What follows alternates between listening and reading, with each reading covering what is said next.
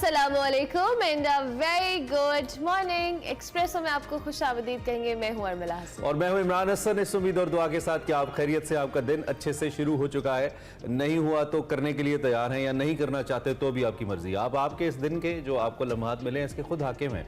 हाकिम in the sense आप खुद प्लान कर सकते हैं आपने आज सारा दिन क्या करना है। So this is very important कि अगर आप इसको अच्छे से प्लान कर लें और ये सोच लें कि आपके पास ये जो घड़ियां हैं मौजूद हैं, इनका हमने फ़ायदा उठाना है। पाकिस्तानी कौम का आपको पता है सबसे बड़ा मसला क्या है? क्या? वी डोंट केयर कि हम टाइम ज़ाया कर रहे हैं, और वो टाइम सबसे सस्ता है इस वक्त मुल्क के अंदर। एग्जैक्टली। और वैसे हम सब कहीं ना कहीं इस चीज़ में इन्वॉल्व हैं कि हमें टाइम की इम्पोर्टेंस का अंदाज़ा उस तरह से नहीं होता समटाइम्स। और जो ये सिर्फ वो वाला टाइम नहीं है जो आप रोज़ गुजर रहा है, ये वो क्वालिटी टाइम भी है, ये वो चीज़ें भी हैं, छोटी छोटी वो खुशियाँ भी हैं, वो सब इस टाइम का हिस्सा हैं जो हम कहीं ना कहीं अपनी किसी ना किसी वजह की वजह से उनको मिस कर देते हैं, इग्नोर कर देते हैं। So we should make sure कि हमें इंजॉय करना है चीज़ों को, छोटी छोटी चीज़ों को फील करना है, उनको इनकरेज करना है। ये बड़ा इंपॉर्टेंट है। बिल्कुल। और आपसे जो पहले थे इस दुनिया में वो भी आप जैसे मसाइल के शिकार रहे, यानी कि माली मसाइल, फाइनेंशियल इश्यूज। आपके मौजूदा दौर में जो साथी हैं वो भी इसी मसाइल में, और हमारे बाद जो होंगे ना वो भी इन्हीं मसाइल के शिकार होंगे। सो सबसे बेहतर ये है कि जो ज़िंदगी अल्लाह रब्बुल इज़्ज़त ने दी है इसको गुजारा जाए, इसको जिया जाए, इसको गुजारा ना जाए, महज दिन को गुजारा ना जाए। तो दिस इज़ वेरी इंपॉर्टेंट। खैर, इसी नोट के साथ कि हम और आप मिलकर थोड़ा सा इस वक्त को भी वैल्यू करेंगे और लाइफ को भी वैल्यू करेंगे।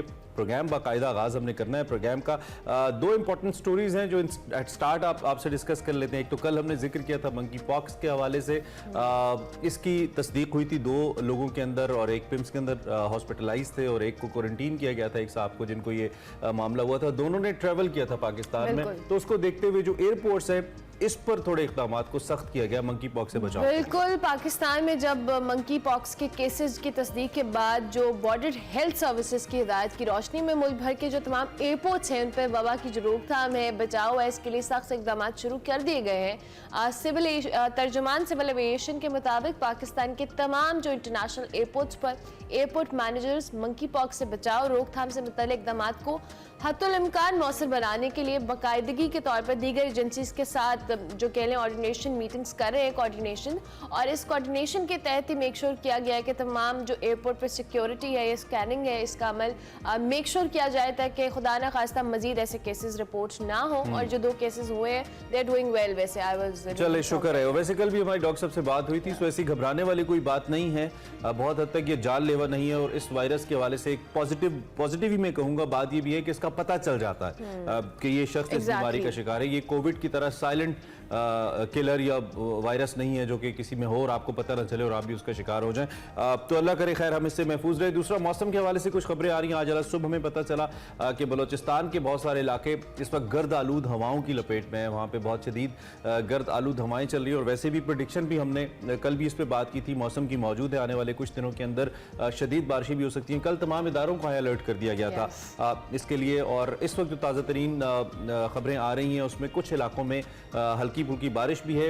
लाहौर की हम आपको बराह रास्त देख के बता सकते हैं कि इस वक्त यहाँ पे बादल मौजूद है और हवाएं भी चल रही हैं। हवाएं भी चल रही हैं, बारिश के इम्कान है। कल रात को वेदर वाज रियली प्लेजेंट, क्योंकि हम जब मैं बाहर निकली थोड़ी देर के लिए तो वो हवा चल रही थी और वो सैंड वाला जो आंधी जिसको आप कह सकते हैं हल्की फुल्की, तो वेदर में वो जो एक ठंडक है वो भी है। और लेट्स होप कि बारिश हो और ज्यादा अच्छा, और मौसम की जो ठंडक है हमें बिलों की गर्मी, बिजली के बिलों की गर्मी से बचा सके। ऑलरेडी हमारे टेम्परेचर ठीक नहीं होते जब हम बिल के बारे में सोचते हैं। आपको पता है कि अभी से ही बिलों के हालात कुछ अच्छे नहीं हो रहे। बस बिल के और दिल के हालात अच्छे नहीं है पाकिस्तान में, दोनों के। इससे पहले कि आगे बढ़े, आज one day international series Pakistan versus New Zealand शुरू हो रही है, और ये तकरीबी रुनुमाई उस ट्रॉफी की है। इससे पहले जिसको शेयर किया था पाकिस्तान और न्यूजीलैंड ने 2-2 मैचेस के बराबर होने के बाद एक मैच पे ओले पड़ गए थे, और फिर अगले 2 मैचों में जोर क्यों है? ये जोर इसलिए कि अगले 2 मैचों में हमारी परफॉर्मेंस भी ओले पड़ गए। तो वो ओवरऑल आखिरी जो 3 मैचेस थे उसमें ओले पड़े हुए थे। पहले 2 मैचेस हमने बड़े जबरदस्त तरीके से। नॉर्मली जो कराची या सिंध के इलाकों में टर्म बड़ी यूज होती है, ओले पड़ गए, कोई चीज खराब होगी तो वो कराची में ओले पड़ते ही नहीं है, कराची वालों को। लेकिन इसीलिए तो वो टर्म इस्तेमाल करता है। सो या ये जी ओले ना पड़े, सर मुड़ाते ही ओले पड़े। वैसे फार्मूला वो क्या कहते हैं, ज़रबुल मिसली है। इससे पहले कि हम मजीद बोले और आप तंग आ जाए कि बहुत ज्यादा बोलते हैं हम, आपने बोलना ज्यादा है वैसे बड़ी खबर। अच्छा चलें जी, आपको दिखाते हैं बड़ी खबर।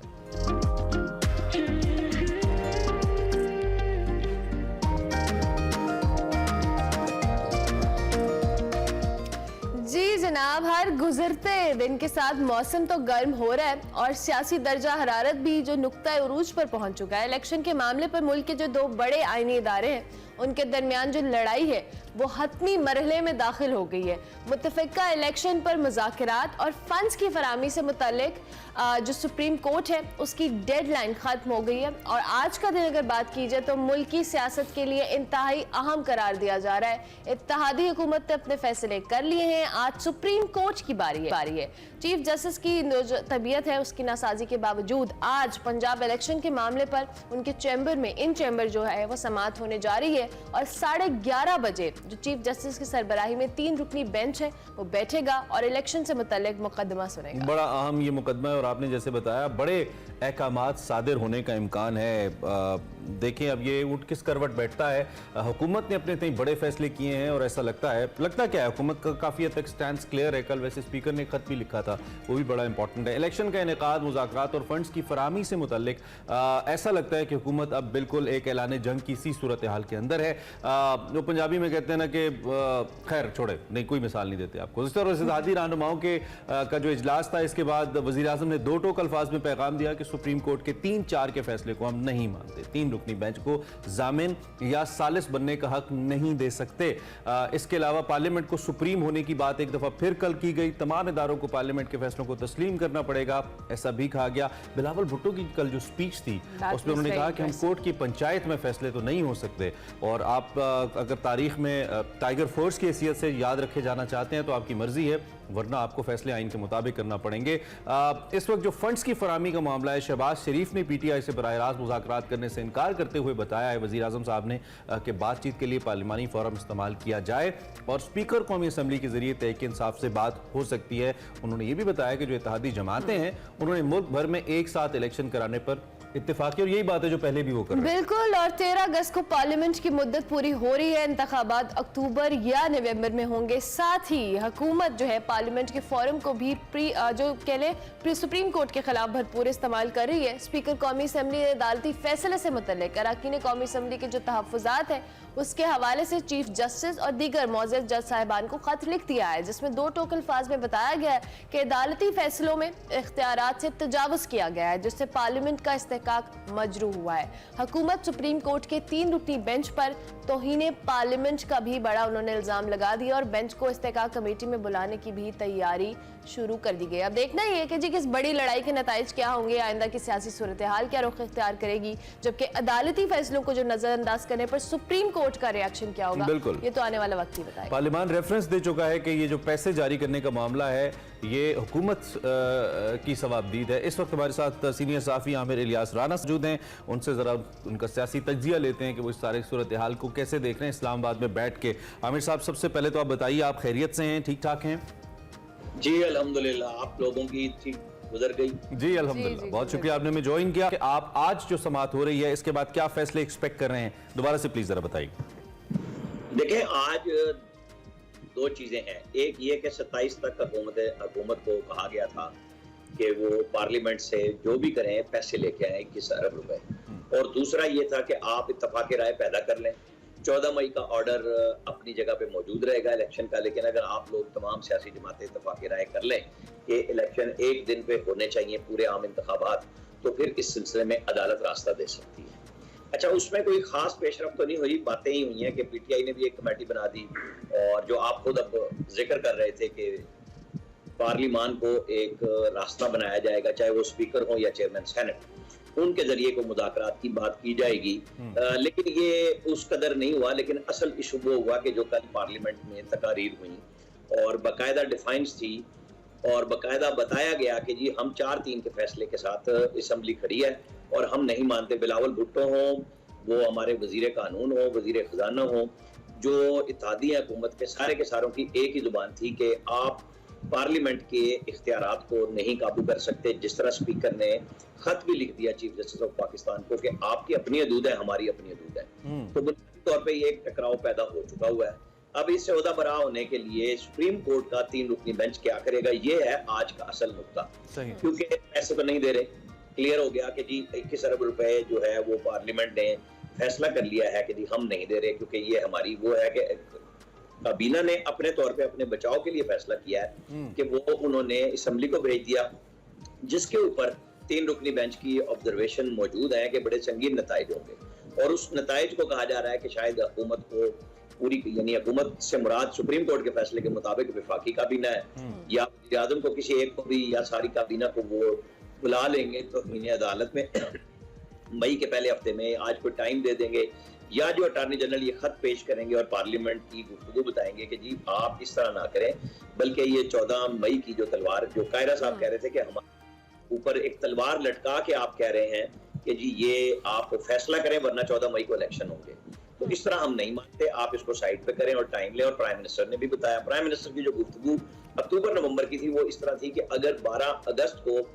वो कौमी असम्बली को तहलील करें तो फिर नवंबर में इलेक्शन होंगे, और 13 को अगर असम्बली खुद तहलील हो जाएगी तो फिर अक्टूबर में इलेक्शन होंगे 60 दिन के अंदर, वरना 90 दिन में होते हैं। तो ये तो बात है हवा में, लेकिन असल इशू वही है कि जब GHQ ने बता दिया है कि हमारे पास इलेक्शन को अमन अमान नाफिज करने के लिए फौज अवेलेबल नहीं होगी, तो पैसों से भी ज्यादा बड़ा नुकता ये होगा, क्योंकि अगर पंजाब पुलिस पे देखा जाए तो क्या आप एक एक सिपाही लगाएंगे एक एक पोलिंग स्टेशन पे, वो नाकाबिले अमल हो जाएगा कि फिर तो जहां जिसकी जोर होगा वो बैलेट बॉक्स उठा के ले जाएगा। और अच्छा आमिर साहब, इसमें आपने अपने पहले बात में कहा भी कि जिस तरह से हुकूमत ने भी अपना एक स्टांस बड़ा क्लियर रखा है कि जी हम इसमें बिल्कुल कोई ना, हम फंड्स की फराहमी से मुतालिक तो बात हुई जो निगरान सेटअप की हुई, लेकिन उसके साथ साथ जो उन्होंने मुज़ाकरात से इनकार किया है। ऑब्वियसली सुप्रीम कोर्ट एक बड़ा मुअज़्ज़ज़ इदारा है, जिस तरह से हुकूमत जब पहले भी फैसला आया था तो हुकूमत ने बहुत क्लियर स्टांस अपनाया था कि जी हम तौर पर भी इस फैसले को नहीं मानेंगे और जो इलेक्शन का मामला है इसको हम परसू नहीं करेंगे। अब क्या आपको लगता है कि इसके बाद जो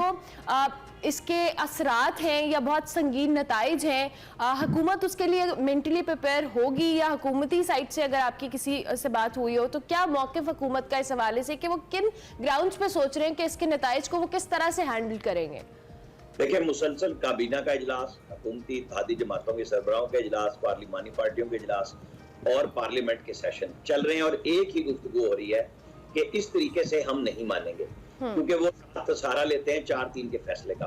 अब ये तो मोहतरम चीफ जस्टिस के ऊपर है कि वो फुल कोर्ट बुलाते हैं कि नहीं बुलाते, वो 2 जजेस की अपॉइंटमेंट के ऊपर कोई फैसला करने चाहते हैं कि नहीं जाते हैं, क्योंकि जजेस की आपस में इख्तलाफात से हुकूमत अपना फायदा लेना चाह रही है कि जनाब आपके यहाँ ये आवाज उठी है, लेकिन चूंकि एक फैसला 3 रुकनी मौजूद है और 4 और 3 को सुप्रीम कोर्ट का 3 रुकनी बेंच क्लियर कर चुका कि हम उसे नहीं मानते, वो अक़लियती फैसला है। अब ये बहस कौन फैसला करेगा, क्योंकि पाकिस्तान के अंदर पहले हमेशा ये होता था कि कहीं मिलिट्री आ जाती थी और लोग बैठ के सदर के साथ और सुप्रीम कोर्ट के साथ बैठ के कुछ तय कर लिया जाता था, वरना फिर 97 के सामने हमारे कि सुप्रीम कोर्ट ने ऑर्डर किया कि फौज उनकी जो है मावनत के लिए आए, लेकिन फौज ने इनकार कर दिया, इस सेंस में कि उन्होंने वज़ारत दिफा को खत लिख दिया था कि जी आप जाने और आप काम करें। और परसों जब DGI ने प्रेस कॉन्फ्रेंस की तो उन्होंने भी कहा कि सिविल एड में हम वफाकी हुकूमत के कहने पे आते हैं और हम इलेक्शन कराने के लिए अपना मुद्दा जो है वो वज़ारत दिफा के जरिए भिजवा भी चुके हैं सुप्रीम कोर्ट को और DGI। This is very important.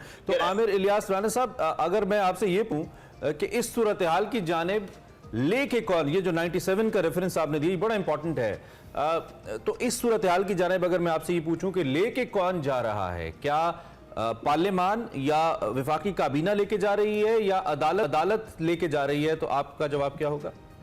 देखिए, मैं इस सिलसिले में ना बड़ी वजाहत के साथ सुप्रीम कोर्ट को अपने फैसले करने हैं, लेकिन जब इस तरह की कंट्रोवर्सी, जैसे मैंने अभी कहा कि पहले बातचीत हो जाया करती थी, अब चूंकि फैसले के अमल दरामद के ऊपर बात हो रही है, इसलिए मैंने 97 वाली बात भी की, तो हम बहुत बड़े संगीन बहरान की तरफ जा रहे हैं। अब आप मुझे बताएं कि सुप्रीम कोर्ट एक फैसला कर दे और वफाकी हुकूमत या इदारे वो नाफिज ना करें तो अनारकी फैलती है जी। और अगर पार्लियामेंट कहती है कि हम पास नहीं करते और आप हमारे साथ, चूंकि कुछ ऑडियो लीक्स का इशू है, कुछ रवैया ज़ेरे बहस है कि जी आपने एक ऐसा बेंच बनाया है जिसमें वो सुओ मोटो के नोटिस कराने वाले एक जो डोगर साहब जो अब रिटायर हो गए पुलिस के ऑफिसर, वहां से लेके आए हैं, जजेस ने एतराज़ात किए हैं, आप कोई बात सुन नहीं रहे, आप एक सिर्फ पार्टी की तरफ जा रहे हैं और उसको ही इलेक्शन दिलवाना चाहते हैं, आप KP के इलेक्शन की बात नहीं करते। क्या पंजाब में इलेक्शन 90 दिन के अंदर आईनी जरूरत है, तो क्या KP में नहीं है? अगर वहां लिया जा रहा था तो यहाँ नहीं लिया गया। अच्छा आमिर साहब, कल एक राना सनाउल्लाह साहब ने बड़ी अहम बात की एक टीवी शो के अंदर, उन्होंने कहा कि ये अगर हमें कहा जा रहा है कि आप बात करें और बात करके कोई रास्ता निकालें, तो शाह महमूद के पास चूंकि मैंडेट है तो उन्होंने कहा जी शाह महमूद से हम अगर बात करें और शाह महमूद साहब अग्री कर जाएं कि हम किसी और डेट पे इंतखाबात करा लेते हैं, तो ये जो 90 दिन की बात की जा रही है कि जी आइन में 90 दिन है, 90 दिन, तो फिर ये 90 दिन कहाँ जाएंगे? अदालत इस पे फिर हमें क्या जस्टिफाई करेगी? क्या ये शाह महमूद साहब, उनके कहने का मतलब ये था कि शाह महमूद साहब डिसाइड करेंगे कि उस 90 दिन वाली शिक ने कहाँ जाना है? तो ये भी somehow it sounds valid कि सारी जो है ना वो एक जो एज है वो पीटीआई के कोर्ट में डाल दिया गया है कि आप इस पे डिसीजन ले लें। तो डू यू थिंक कि ये एक बैलेंस मेंटेन करना आसान होगा दोनों अतराफ से, हुकूमत वर्सेस तहरीक इंसाफ?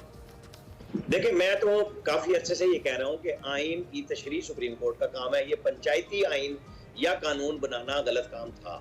ये बैकग्राउंड में रास्ते होने चाहिए थे कि एक तरफ सुप्रीम कोर्ट कहती है कि अगर आप सब मान जाएं तो हम इलेक्शन डिले कर सकते हैं, तो फिर वो 90 दिन ऑलरेडी जा चुके हुए हैं। देखें 14 अप्रैल के बाद से जितना टाइम भी गया है, 14 मई भी 1 महीना लेट होगा और जितना आगे जाएगा, वो आर्टिकल 254 है कि अगर कोई काम आइन की मुकर्ररा मुद्दत में होना है और वो नहीं हो सकता तो आप ये आर्टिकल का नफाज करके आप अपना काम चला सकते हैं, जो पहले भी चलता रहा है और अब भी चल रहा है, उसी के तहत चल रहा है। अदरवाइज ये अथॉरिटी तो सुप्रीम कोर्ट के पास भी नहीं है ना 90 दिन को करने की। लेकिन यही बात जब आती है कि केपी में आप क्यों नहीं कर रहे, जब आपके ब्रदर जजेस कह रहे थे कि केपी और लाहौर हाईकोर्ट की दोनों के अंदर ये मौजूद है केस, आप इसको वहां भेज दें, सो मोटो नहीं बनता क्योंकि ये वहां ऑलरेडी है। ये आप एक बात ध्यान में रखें, ये आईनी और बुनियादी हक के फर्क का इशू है वोट डालना।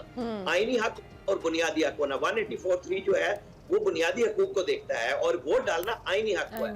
लेकिन तशरीह सुप्रीम कोर्ट के पास है, हम ये तो नहीं कह सकते कि वो क्या कर रहे हैं, लेकिन 63A को रीराइट करने के बाद से जो सियासी जमातें पीटीआई के खिलाफ हैं, और ये बात नजर भी आ रही है हमें खुद भी कि तशरीह करना और बात है, उसको खत्म कर देना आइन को खत्म नहीं कर सकते, तशरीह कर सकते थे। जिस तरीके से उन्होंने कहा जी वोट गिने भी नहीं जाएंगे और बंदे नाअहल भी होंगे, उससे ये सियासी बहरान सारा पैदा हुआ कि सारे 25 लोगों के वोट गिने भी नहीं गए और उन्हें नाअहल भी करार दे दिया गया और जिसकी नजरसानी भी नहीं लग रही। तो लोग इसीलिए मुतालबा करते हैं कि सर आप सुप्रीम कोर्ट फुल कोर्ट बुलाएं और बैठ के फैसला कर लें। अच्छा, वो कुछ लोग ये भी तावील देते हैं कि जी फुल कोर्ट में 15 जजेस हैं तो 8 तो एक तरफ क्लियर हो चुके हैं। यही वो तफरीक है जो कोर्ट के अंदर नहीं आनी चाहिए थी, जो आहिस्ता आहिस्ता उठती भी आ रही है कि तश्कील फैसले पर सुप्रीम कोर्ट मुकम्मल नहीं है, क्योंकि 2 जजेस की अपॉइंटमेंट इस वजह से नहीं हो रही कि चीफ जस्टिस साहब को पता है कि अगर वो जो 2 नाम देंगे वो रिजेक्ट हो जाएंगे। तो ये भी बड़ा अफसोसनाक काम है कि चीफ जस्टिस ऑफ पाकिस्तान को इस कंट्रोवर्सी में आना ही नहीं चाहिए। जरूरी है कि ये इस तरह के जजेस जरूर लाएंगे जो मेरी मर्जी के हों, तो फिर ये गलत हो रहा है। इसी वजह से कई महीनों से ये सीटें भी नहीं फिल हो रही और फुल कोर्ट की मीटिंग के ऊपर भी फिर जब एतराज होता है कि फिर आप इन 2 जजेस को उठा दें जिन लोगों ने पहले से फैसला दे दिया हुआ है सुओ मोटो लेने के लिए, जस्टिस साहब मान चुके हैं, तो 13 का करा लें। अब दोनों पार्टियां, अब ये पार्टियां बन गए हैं, फ्रीक हो गए हैं, और ये बड़ी पति की बात है कि सुप्रीम कोर्ट के ऊपर अब हम सब ये गुफ्तगू कर रहे हैं, लेकिन ये गुफ्तगू का मौका खुद ब्रदर जजेस सुप्रीम कोर्ट के अंदर आए हैं। यानी इस इदारे को, जो बहुत सुप्रीम इदारा है, इसको कंट्रोवर्शियल नहीं होना चाहिए था और बड़े एक जो कह लें स्मार्ट अंदाज में इस सारी सिचुएशन को हैंडल करना चाहिए था। लेकिन अनफॉर्चुनेटली अभी जो मामला थे वो अब पार्टी या जिस तरह से भी आपने कहा कि एक साइड्स वाला मामला आ गया है। दूसरी जानब आमिर साहब, जो वजीर आजम शहबाज शरीफ साहब है, उन्होंने भी मुज़ाकरात से तो खैर हमेशा से ही पीडीएम इत्तेहाद इनकार कर रहा है, मुख्तलिफ रहनुमा आके कह रहे हैं कि जी हम मुज़ाकरात नहीं करेंगे। उन्होंने कहा जी पार्लियामेंट के फोरम से मुज़ाकरात किए जा सकते हैं, और क्या आपको लगता है कि मुज़ाकरात को ना करना और से डिनाई करना, पार्लियामेंट के फोरम से ही करना एक अच्छा अक्लमंदाना फैसला है? दूसरी जानिब मुज़ाकरात अगर होते भी तो आपके ख्याल में किस बेस पे होते या किस हवाले से मुज़ाकरात किए जाते हैं इनके दरमियान?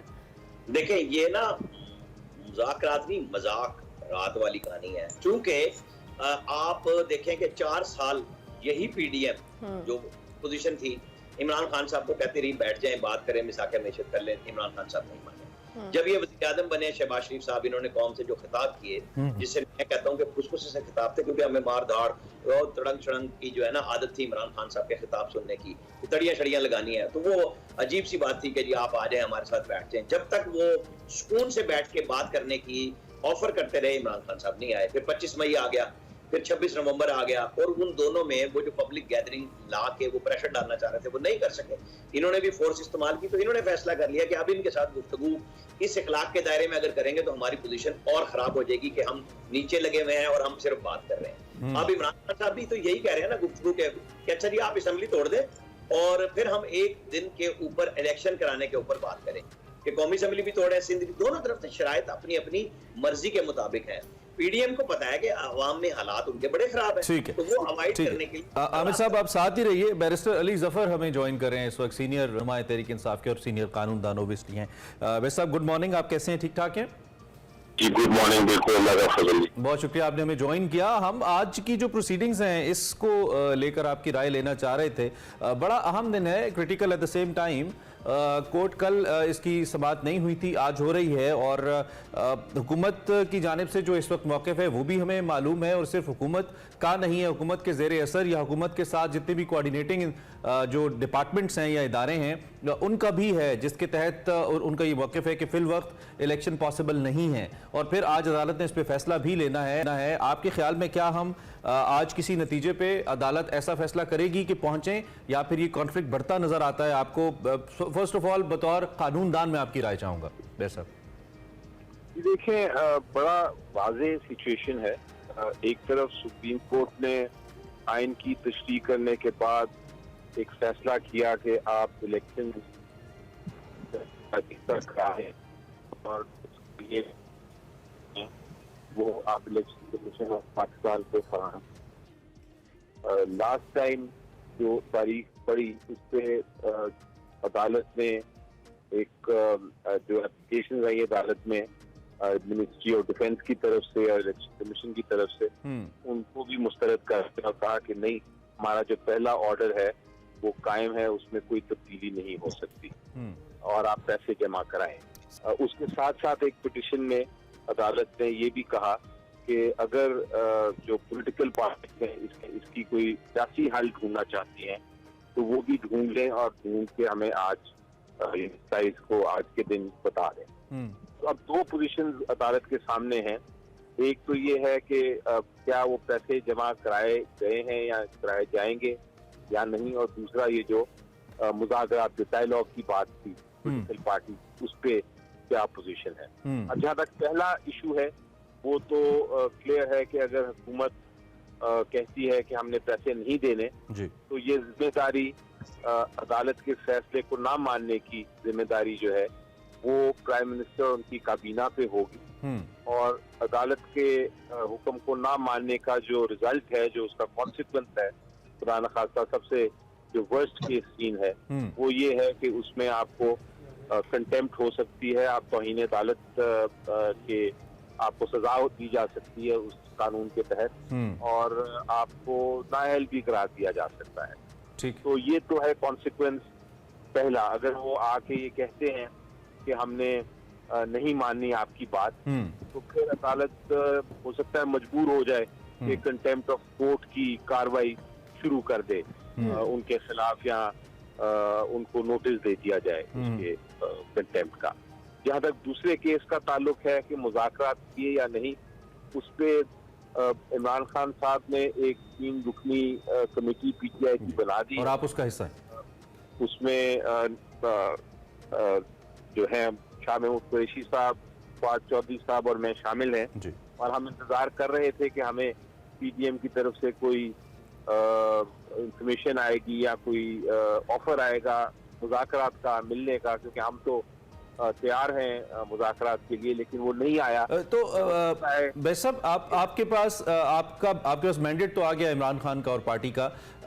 अब हुकूमत तो बज़ाहिर लग रहा है या पीडीएम के वो 14 मई पे कन्विंस नहीं है, क्या कोई ऑल्टरनेटिव आपके जहन में है जो आप उनके सामने रखेंगे, या आप कह रहे हैं कि ठीक है अगर हमारा 14 मई नहीं तो आपका अक्टूबर भी नहीं, कोई बीच की डेट आ जाए, अब तीनों असेंबलीज में इकट्ठे इंतखाबात हो जाएं, कोई ऐसी तजवीज़ है आपके पास जो विद द पार्टी डिस्कस हुई हो जो आप हमारे साथ शेयर कर सकें? देखिए, जब आप टेबल पे बैठते हैं तो आप कोई शट माइंड से यानी बंद दिमाग से नहीं बैठते, आप हर चीज टेबल पे रखी जा सकती है, और यही सियासत का एक खूबसूरती है, वो यही है कि आप कोई ओपन माइंड कोई भी ठीक फैसला। ठीक है बैर साहब, ठीक है, ठीक है बैरिस्टर साहब, आपकी आवाज़ भी हम तक नहीं पहुंच रही, आपसे अब दोबारा राब्ता करने की कोशिश करते हैं। बैरिस्टर अली जफर, जो कि उस 3 रुकनी कमेटी का हिस्सा हैं जिसको मैंडेट दिया इमरान खान ने मुज़ाकरात का, एक बड़ी अहम बात बैरिस्टर साहब ने की है कि बहरहाल ओपन माइंड के साथ हम बैठेंगे और बात हो सकती है। वक्त हमारा खत्म हो गया। आमिर इलियास राना साहब, सीनियर साफ़ी और तजियाकार आपका, और बैरिस्टर अली जफर, आप दोनों साहिबान का बहुत शुक्रिया, आपने हमें वक्त दिया। अभी हम ब्रेक लेंगे, ब्रेक के बाद वापस आएंगे। आप देखते रहिए एक्सप्रेसो।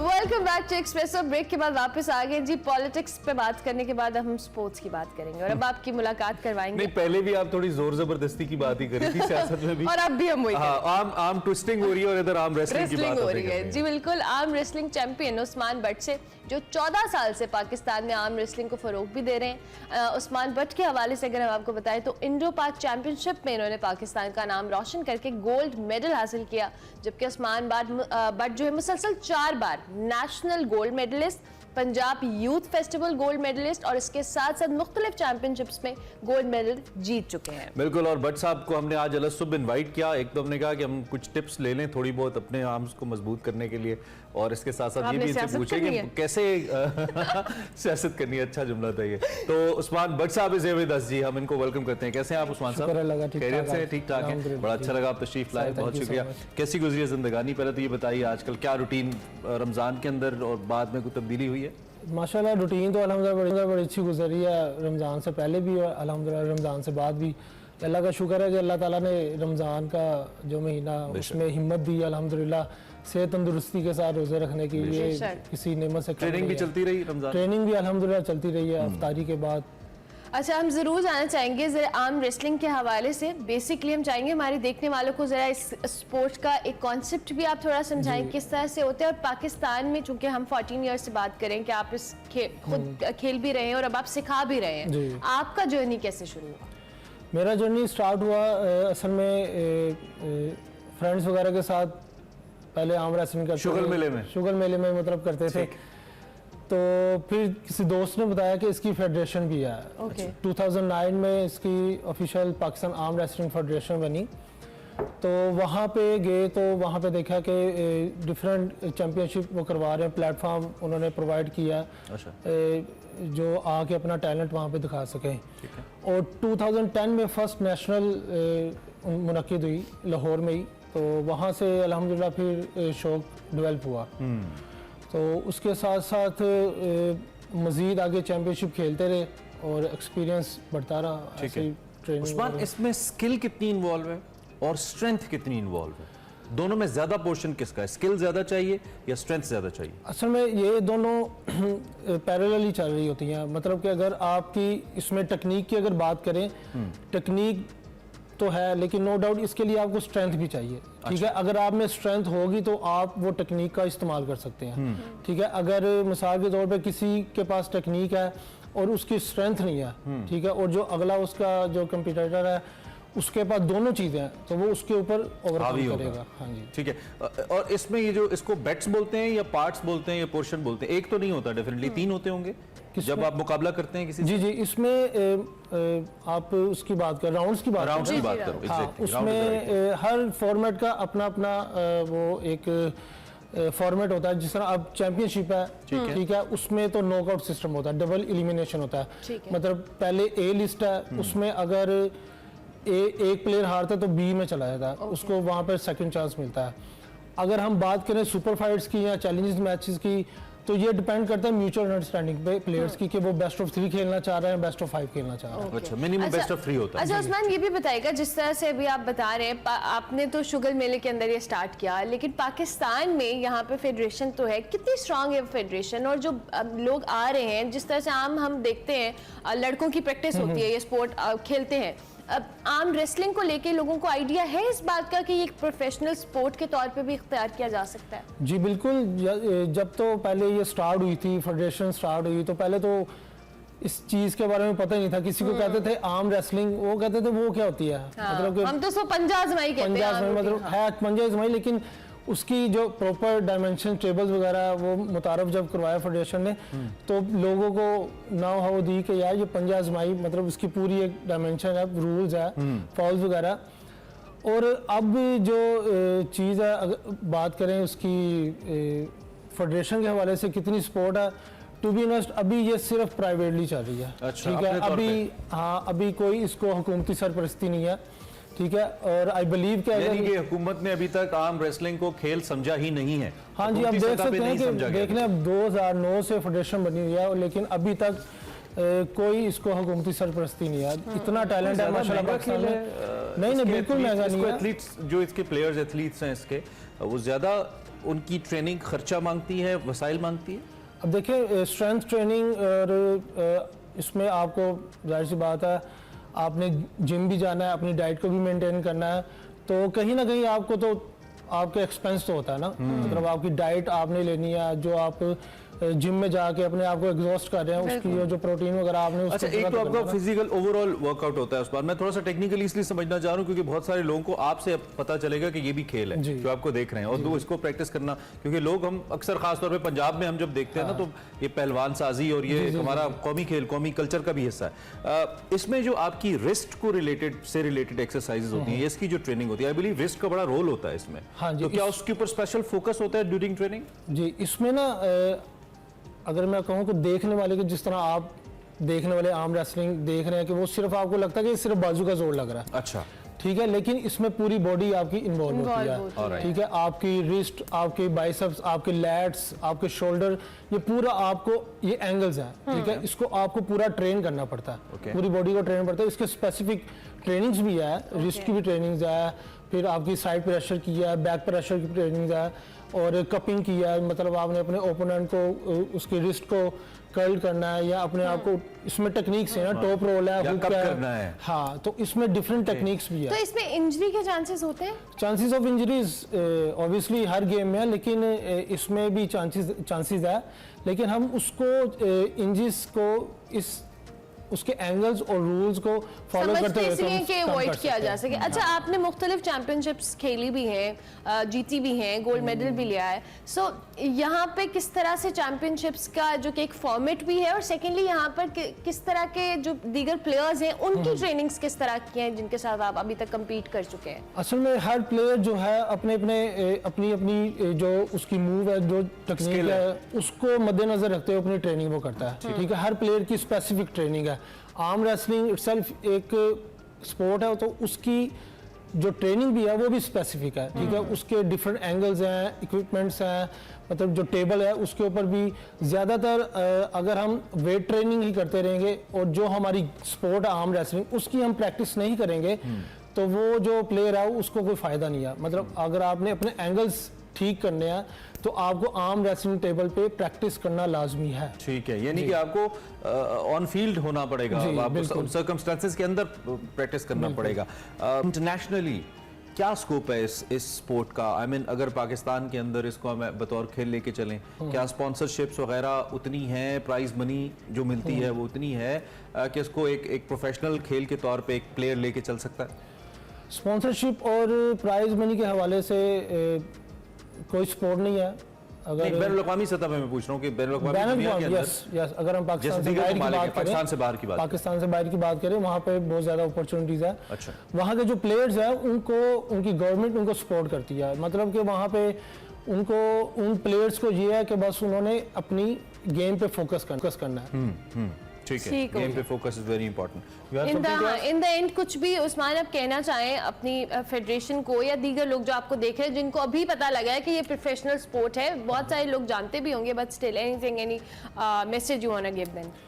मैं अपने हर इंटरव्यू में एक ही मेरा मैसेज होता है, consistency is the key, there is no shortcut. बस आपको मेहनत करनी है, सिला अल्लाह ताला ने ऑन आपको एवरेज देना है। कितने बाजू ट्विस्ट किए होंगे आपने? ट्विस्ट का है मैंने ट्विस्ट उन्हें याद नहीं है, इतने सारे कर दिए उन्होंने। और लाहौर में यू स्टिल नंबर 1 या अब टाइटल है आपके अपनी पास? वेट कैटेगरी में अल्हम्दुलिल्लाह मुझे 2015 में फख्र पाकिस्तान का टाइटल अल्हम्दुलिल्लाह मैंने जीता था। माशाअल्लाह। और एक इंपॉर्टेंट सवाल मैं छोड़ गया, वेट कैटेगरी का जिक्र करें तो जैसे बॉक्सिंग में वेट होते हैं ऐसे वेट्स होते हैं? इसमें भी वेट कैटेगरीज होती हैं, एज कैटेगरीज होती है, मतलब सब जूनियर है, यूथ है, सीनियर है, मास्टर, ग्रैंड मास्टर, इसमें वेट कैटेगरीज होती है। Alright. जो मेन सीरीज है 55 से लेके 110 प्लस आपकी ओके, तो आप किस कैटेगरी में आते हैं? माइनस 80 kg में। -80, तो अभी इंशाल्लाह रिसेंटली एशिया के लिए दुबई में खेलने जा रहा हूँ। जबरदस्त, गुड हमारी लक best wishes उस्मान, हैं। Thank you very much. बहुत अच्छा लगा आपसे बात करके। हमारे साथ उस्मान बट मौजूद थे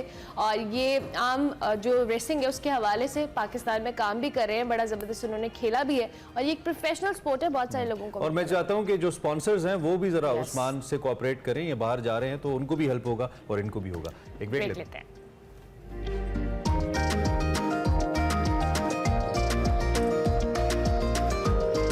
वेलकम बैक टू एक्सप्रेसो। बात कर लेते हैं आपके और हमारे पसंदीदा क्रिकेट की क्रिकेट की बात कर लेते हैं। ऐसा लगता है स्पोर्ट्स का चंग चल गया। इससे पहले हम आम रेसलिंग की बात कर रहे थे। Pakistan versus New Zealand T20 series हमने बराबर कर दी बहुत मुश्किल के बाद, और अब 5 दिन में हम वनडे मैचेस जो होने वाले हैं, जो वनडे सीरीज होने वाली है, उसका फैसला करेंगे। रावलपिंडी में आज पहला मैच है, दिन के 3:30 बजे मैच खेला जाएगा। पाकिस्तानी टीम जो है एशिया कप और वर्ल्ड कप की तैयारियों के लिए, जो कह लेना ये उनके पास आखिरी चांस है, वनडे सीरीज खेलेगी न्यूजीलैंड के साथ। पाकिस्तानी स्क्वाड में 6 तब्दीलियां की गई हैं। अब्दुल्ला शफीक, आगा सलमान, हारिस सुहेल, उसामा मीर, वसीम जूनियर और इमामुल हक इस टीम में शामिल होंगे। होम कंडीशंस भी ग्रीन शर्ट्स के लिए कुछ कहने ना अनजान सी बनने लगी हैं, अनजानी हो गई हैं। मुसलसल तीसरे दफा जो है ना मेहमान टीम को जो कह लें हराने में, जेर करने में नाकामी हुई है, और अब ऑस्ट्रेलिया और इंग्लैंड के बाद कीवी से भी कौमी टीम जीत नहीं पाई है। और इस टीम से तो जीतना हमारे लिए बहुत जरूरी है भाई, मोराल के लिए जरूरी है। अमला ने एशिया कप के बारे में तो वर्ल्ड कप से ज्यादा एशिया कप से कंसर्न हो भाई, हमारी इज्जत बेइज्जती का मसला होता है एशिया कप के अंदर। हाँ, वर्ल्ड कप में तो सारी टीमें होती है ना, तो एशिया कप में जरा हमें एशिया के अंदर हमें टॉप पे रहना है। हमारे साथ इस वक्त तजिए में टॉप पे जो मौजूद है क्रिकेट के, मिर्जा इकबाल बेग साहब, द डॉक्टर ऑफ क्रिकेट अब इनको कहते हैं, हमारे साथ मौजूद हैं। उनसे हम इस बारे में बात करते हैं। और अल्लाह सुबह थोड़ा सा हम जल्दी जगाने पे आपसे माजरत भी करते हैं। नहीं, हमारी जाती माजरत है आपसे। थैंक यू वेरी मच, आपने हमें ज्वाइन किया। आप कैसे हैं? खैरियत से हैं? बहुत बहुत शुक्रिया इमरान और अरमला, सुबह बखैर, आपको बिलेटेड ईद मुबारक। और जिस तरीके से माशाल्लाह आपने रमजान में ट्रांसमिशन की, I was watching that transmission, बहुत जबरदस्त की। और आप लोगों का तो मॉर्निंग शो अपनी मिसाल आप है। सब लोग, मैं बाहर जाता हूँ, ये नहीं कि कोई आपको मैं मक्खन लगा रहा हूँ, लेकिन मैं बाहर जाता हूँ तो बड़ा अच्छा रिस्पांस मिलता है। और इसी तरीके से आप लोग जगमगाते रहे इसी तरीके से। Lots of love sir, thank you very much आपके कलिमात के लिए। अब थोड़ा सा पाकिस्तान टीम की तरफ आ जाइए। आपका मूड पता नहीं अब इस पे ऑन रहेगा, ऐसे ही ऑफ हो जाएगा, लेकिन मैं पहले आपसे T20 के ऊपर तजिया ले लेता हूं, क्योंकि आप हमारे साथ नहीं थे, हम तजिया नहीं ले पाए उस बीच आपसे। T20 को आप कैसे देखते हैं? जो हमने रिजल्ट्स दिए हैं, उसका इंपैक्ट आगे क्या लेके जा रहा है हमारे लिए वनडे सीरीज में? पाकिस्तान वर्सेस न्यूजीलैंड के मैच के हवाले से बात करेंगे। T20 मैच में कुछ अच्छी सूरत हाल नहीं रही, और इमरान को मुझे लगता है बहुत ही दुख है इस बात का। हर तज्जियाकार से एक सवाल करते हैं, क्या हुआ है? कल मैं किसी ने स्टैट शेयर किए, बाबर आजम की कैप्टनसी में हमारी जो होम सीरीज थी, मतलब बुरे हालात हैं। हम इंग्लैंड से हारे, हम न्यूजीलैंड से पहले नहीं जीत पाए, और अब आप ये सूरत हाल देख लें, दोबारा होम सीरीज, और ये तो जीती हुई सीरीज थी। 2 मैचेस हमने कितने कॉन्फिडेंस से जीते। तीसरे में थोड़ी सी बैड लक भी मैं कहूंगा, हमारी इल काइंड ऑफ स्ट्रैटेजी भी मैं कहूंगा, हम थोड़े कैजुअल हो जाते हैं जब हम जीतते हैं, उससे हम हार गए। और फिर दूसरे 2 मैचेस तो न्यूजीलैंड ने छीन लिए हमसे। इसमें कोई पहले शुरू में लग रहा था कि पाकिस्तानी टीम बड़ी स्ट्रांग जा रही है, एट द एंड हमारे साथ कुछ अच्छी नहीं हुई। और आज वनडे सीरीज है, 5 वनडे मैचेस खेले जाएंगे। और जिस तरह से हम एशिया कप और वर्ल्ड कप की बात करें, एशिया कप भी इंपॉर्टेंट और वर्ल्ड कप भी हमारे लिए इंपॉर्टेंट होना चाहिए, क्योंकि जिस तरह से हमारा जो टीम है, हम one of the best teams हैं, हमारे पास दुनिया के बेहतरीन प्लेयर्स हैं, लेकिन अनफॉर्चुनेटली जब भी हम इस तरह के किसी प्रेशर मैचेस का हिस्सा होते हैं तो हम उस तरह से परफॉर्म नहीं कर पाते। और अब पाकिस्तान के पास ये तकरीबन आखिरी चांस कह लें या प्रैक्टिस मैचेस कह लें, जो वर्ल्ड कप या एशिया कप से पहले पाकिस्तान को मिले हैं, जिसमें अगर टीम अच्छा परफॉर्म करती है, टीम का मोमेंटम अच्छा बनता है, एक अच्छा कॉम्बिनेशन बन जाता है, हमारी बॉलिंग लाइन ऑलरेडी स्ट्रांग है, हमें बैटिंग में बहुत ज्यादा हेल्प की जरूरत है। सो इस सारी चीज में पाकिस्तान को फायदा ही होगा अगर ये अच्छे तरीके से परफॉर्म कर पाएंगे। मिर्जा साहब हमारे साथ मौजूद है। मिर्जा साहब, सॉरी आपकी ऑडियो का इशू था, प्लीज अपनी बात को जारी रखिएगा। अब आपको मेरी आवाज लाउड? जी, लाउड एंड क्लियर मिर्जा साहब।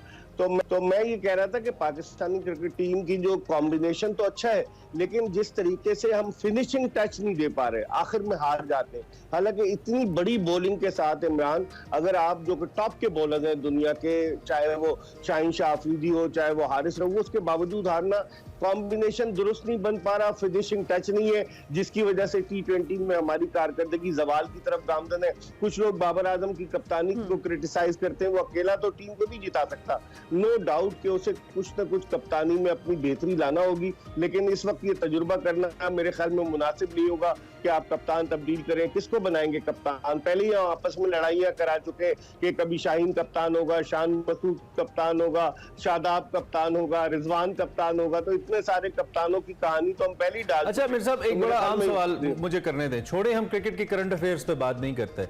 आपने इमरान खान की कैप्टेंसी भी देखी है और ये जो कप्तानी के मसाइल हैं, फिर वसीम अकरम, क्योंकि मैं तो रीसेंट पास्ट की बात करूं, आप तो मुझसे बहुत पहले क्रिकेटिंग हिस्ट्री को बहुत अच्छा समझते हैं। ये कप्तानी के ऊपर जो लड़ाई झगड़ा है ना, इस थ्रोन के ऊपर, ये लड़ाई हमेशा से रही है। कुछ ऐसा हो सकता है कि उसको वंस फॉर ऑल सेटल कर दिया जाए, कोई ऐसा आइन बना दिया जाए, कोई ऐसी शिक ले आई जाए जिससे प्लेयर्स कॉन्फिडेंस के साथ खेलें, कैप्टन भी खेले, कुछ ऐसा हो सकता है आज 2023 के अंदर? ये बहुत मुश्किल काम है और आप तो मुझे 50 की दहाई में ले गए कि मैं कब से क्रिकेट देखता आ रहा हूँ। ऐसा लग रहा है कि 40 की दहाई से मैं क्रिकेट देख रहा हूँ। यकीन मानिए, अगर मैं आपके नॉलेज के मुताबिक 100 की दहाई, हम 100 में रहेंगे, आप कितने नॉलेज वाले हैं। That be justified. फिर तो आप लोग में पोता पोती में चला जाऊंगा। लेकिन ये बात तो तय है कि पाकिस्तान में कहीं पर भी तब्दीली नहीं हो सकती। तब्दीली बहुत मुश्किल है। एक क्रिकेट बोर्ड की पॉलिसी, क्योंकि माजी में भी अगर कप्तानी का मसला रहा है तो क्रिकेट बोर्ड स्ट्रांग रहा है, उसने बीच में आके अपना इनपुट दिया, बगावतें हुई, आपको याद है इमरान जावेद मियादाद के खिलाफ बगावत हुई, फिर उसके बाद वसीम अकरम के खिलाफ भी बगावत हो गई, तो बेशुमार बगावतें हुई हैं। लेकिन पाकिस्तान में क्रिकेट जो है ना, उसको क्रिकेट बोर्ड को अपना रोल प्ले करना होगा। मिर्जा साहब, इन द एंड आज वनडे मैचेस स्टार्ट हो रहे हैं, पाकिस्तानी टीम की परफॉर्मेंस को लेके क्या एक्सपेक्टेशन होनी चाहिए? T20 से हमें कुछ सबक मिलेगा? देखिए अरमला, अब जो है ना ये बड़े इंपॉर्टेंट है। 5 वनडे जो आज से शुरू हो रहे हैं और इसके बाद अफगानिस्तान के खिलाफ 3 वनडे होंगे और ये 8 वनडे हमारी तैयारी का हिस्सा होंगे। एशिया कप जो सितंबर में और वर्ल्ड कप जो अक्टूबर में। तो मेरे ख्याल में पाकिस्तान क्रिकेट बोर्ड को अच्छा कॉम्बिनेशन आजमाना चाहिए। चाचा इफ्तिखार को इन्होंने नहीं रखा पाकिस्तान की वनडे स्क्वाड में, जो सरासर ज्यादती है। हारिस सोहेल को रखा है, कल उनके शोल्डर पे गिर गए, पता नहीं वो फिट है कि नहीं। सलमान अली आगा को इन्होंने प्रेफरेंस दी है इफ्तिखार अहमद पर, जो मैं समझता हूँ मुनासिब नहीं। तजुर्बे का कोई देमुल बदल नहीं होता।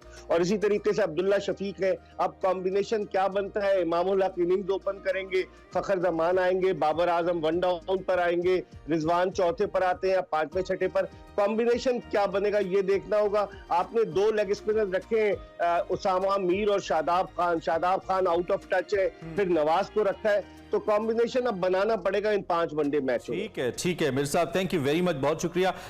इंशाल्लाह किसी और नशिस्त में डिटेल्स और आपकी राय से और आपके तो फायदा उठाने की कोशिश करेंगे। मिर्जा इकबाल बेग विद अस, जिन्होंने अपना तजिया हमारे सामने रखा। हमने क्विक ब्रेक लेनी है, सेकंड आवर में आपको ज्वाइन करना है।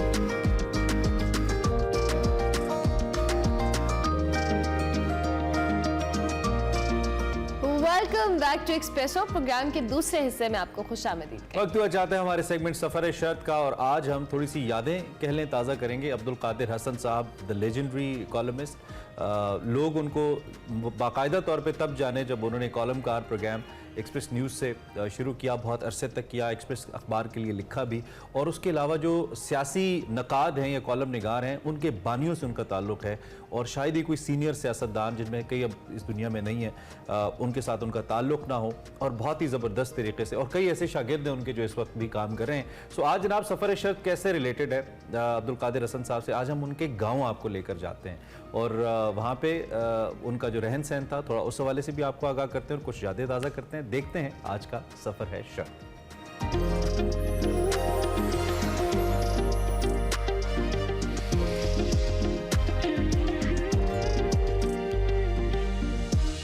अस्सलाम वालेकुम नाज़रीन, मैं हूं वक़ार अहमद और आप देख रहे हैं सफ़र है शर्त। और सफ़र शर्त की इस एपिसोड में पहाड़ों में घिरी एक खूबसूरत वादी के अंदर एक गांव है खूड़ा, और खूड़ा के अंदर एक ये घर है जिसकी कहानी आपको बतानी है।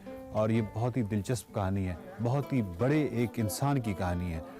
अब्दुल कादिर हसन पाकिस्तानी सहाफ़त का एक बहुत बड़ा नाम, इस हवाले से भी बड़ा नाम कि सियासी कालम की जो इब्तिदा है इसका सहरा भी उर्दू में सियासी कालम की इब्तिदा का जो सहरा है उर्दू सहाफ़त में, इसका सहरा जो है अमूमन उनके सर किया जाता है अब्दुल कादिर हसन के, कि उन्होंने सियासी कालम की इब्तिदा की। गो कि उनके कालम का जो उन्वान हुआ करता था, कालम वो गैर सियासी कालम के उन्वान से लिखते थे, और उसकी वजह ये थी कि उस वक्त बहुत कोई कड़ी पाबंदियाँ थी, जिसके हवाले से उन्होंने अपने कालम का जो उन्वान है वो गैर सियासी कालम कहा। अब्दुल कादिर हसन एक ऐसी कमाल और हमाजियत और हमागीर किस्म की शख्सियत हैं, लेकिन उनकी जो हमागीर या मुख्तलिफ जो जहतें आपको उनकी शख्सियत के अंदर नज़र आती हैं, उसकी वजह एक तो उनका ये जो बैकग्राउंड है, बहुत ही खूबसूरत गांव से उनका ताल्लुक़ है, तो ये शेड भी उनकी शख्सियत के अंदर नज़र आता है, अपने गांव का जिक्र करते हुए नज़र आते हैं मुख्तलिफ कालमों में। तो अगर हम सहाफ़त के हवाले से देखते हैं कि अब्दुल कादिर हसन जो है उनके अंदर एक ख़ास तहम्मुल, बुर्दबारी और ये तमाम चीज़ें नज़र आती हैं, तो ये जो औसाफ हैं ये किसी भी शख्सियत का हिस्सा बन सकते हैं अगर उसका ताल्लुक़ फैज़ साहब से, सिब्ती हसन से, हमीद निज़ामी मरूम से या मौलाना मदूदी साहब से रहा हो। और एक्सप्रेस मीडिया ग्रुप का हिस्सा थे, एक्सप्रेस में कालम लिखते थे, कालमकार बहुत ही मशहूर प्रोग्राम हुआ, कालमकार करते थे। और इसके अलावा उनके जो बेटे हैं अतर साहब, अतर कादिर हसन, वो अपने वालिद की उसी रवायत को, कालम नगारी को उन्होंने कंटिन्यू किया हुआ है, वो भी एक्सप्रेस का हिस्सा है। सो अब्दुल कादिर हसन का ये जो गांव है, ये जो गांव उनके अंदर से कभी नहीं निकला, उनके कालमों से कभी नहीं निकला। और यकीनन किसी भी इंसान के अंदर से आप गांव नहीं निकाल सकते। इंसान गांव से निकल जाता है, बहुत सारी मजबूरियां होती हैं, बहुत सारा जबर किसी वजह से, मुआशी जबर होता है, लेकिन उससे गाँव नहीं निकाल सकते। और ये बात हमें अब्दुल कादिर हसन के कालमों को पढ़ के 100% दुरुस्त नज़र आती है। ये गांव उनकी पूरी ज़िंदगी उनका हिस्सा रहा, लेकिन इस गांव में जो लोग थे वो भी उसका हिस्सा रहे। उन लोगों से मिलते हैं, गांव को देखते हैं।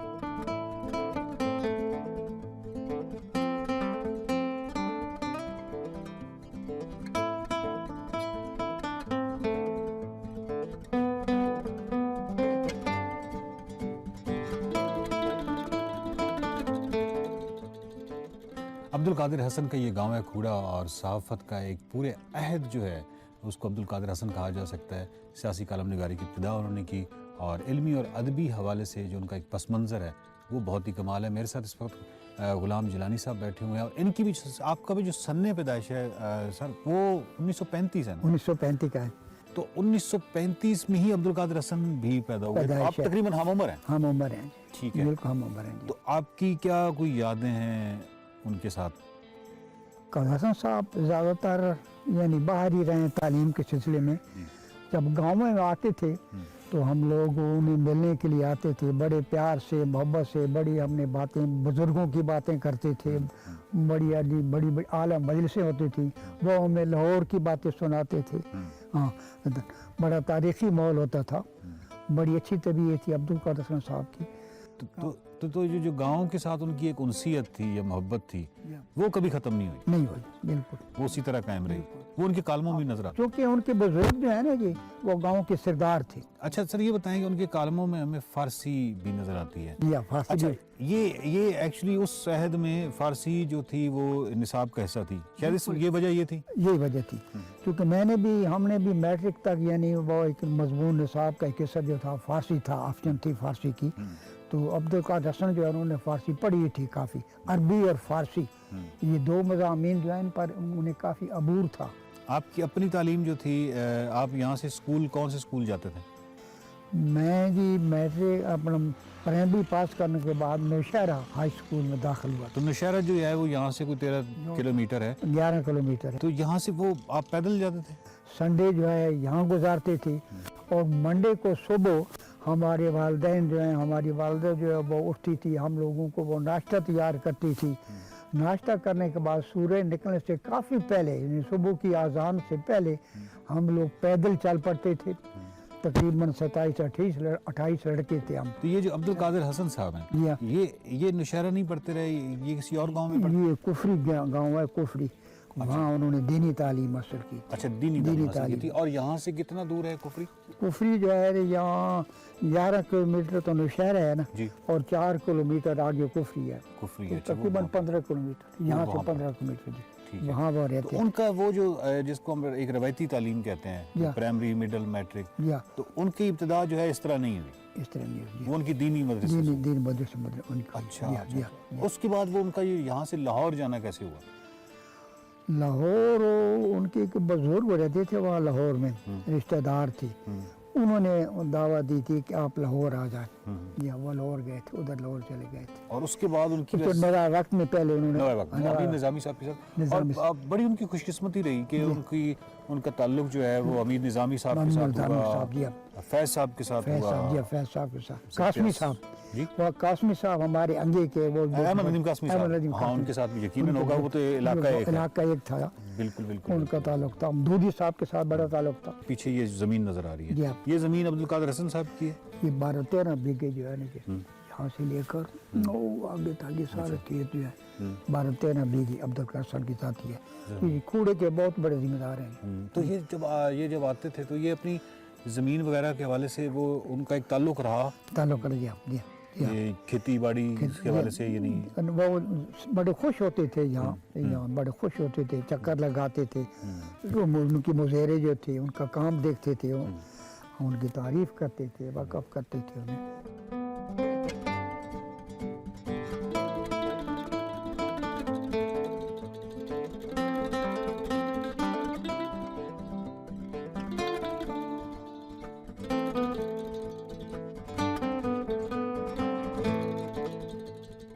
अब्दुल कादिर हसन साहब का गांव है और यहाँ ही घूमते हुए काफ़ी वक्त हो गया है।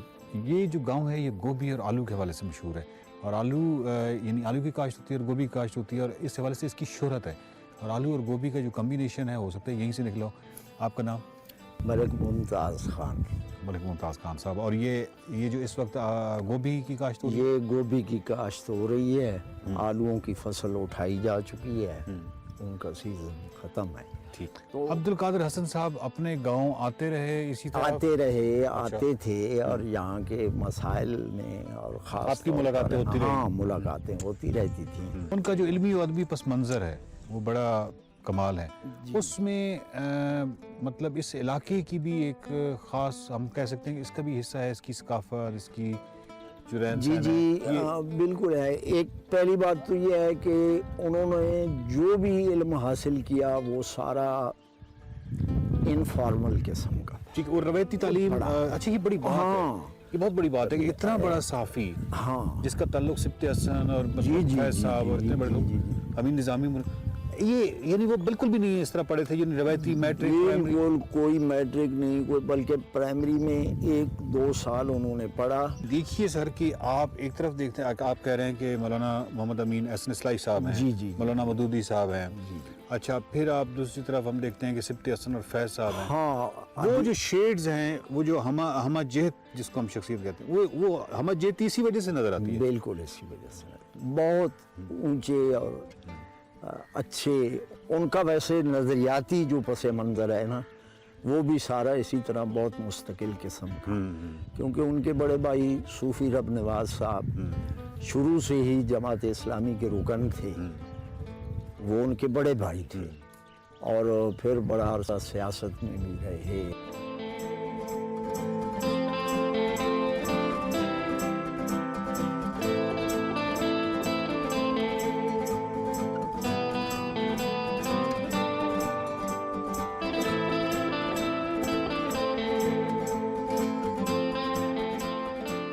अब्दुल कादिर हसन साहब का एक घर, जो आबाई घर जिसको हम कह सकते हैं, वो तो पीछे, और ये जो घर है यहाँ पे, और उनकी यहाँ पे एक बैठक है।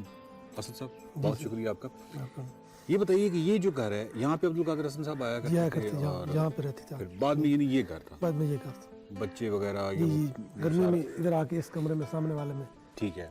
और ये बैठक थी यहाँ पे, जी इधर ही बाहर यहीं पे लगा लेते थे। सही सही। सारे रिश्तेदार, दोस्त इधर, दोस्त बाहर आ जाते थे, रिश्तेदार वगैरह सब इधर हवेली के अंदर आ जाते। अब्दुल कादिर हसन साहब के जितने भी ऐसे कारीन हैं पुराने, वो इस चीज़ से बखूबी वाकिफ़ हैं कि उनको मर्सिडीज़ का बड़ा शौक है। जी ज़ाहिर है उनका वो। अच्छा, आज वो एक ब्लैक मर्सिडीज़ थी, ब्लैक मर्सिडीज़ थी उनकी, वो उनके हमेशा उसमें कभी कभार कॉलम भी अपना लिख देते थे, तो उसी शौक के हवाले से उनकी उन्होंने एक मर्सिडीज़ इधर भी खड़ी की हुई है। मैंने देखा है, अभी उसी की तरफ जाते हैं कि यहाँ पे एक मर्सिडीज़ खड़ी हुई है, और अचानक मेरे जहन में आया, मैंने कहा अच्छा ये तो उनके एक पुराना शौक ये पूरी फैमिली का, मेरे ख्याल में पूरी फैमिली, ये सारे कजन्स हैं इनके पास, यही पुरानी मर्सिडीज़ गाड़ियाँ, और इवन आगे इनकी औलाद को भी इसी तरह शौक है। अतर भाई के पास भी है, बाकी कजन्स के पास भी है।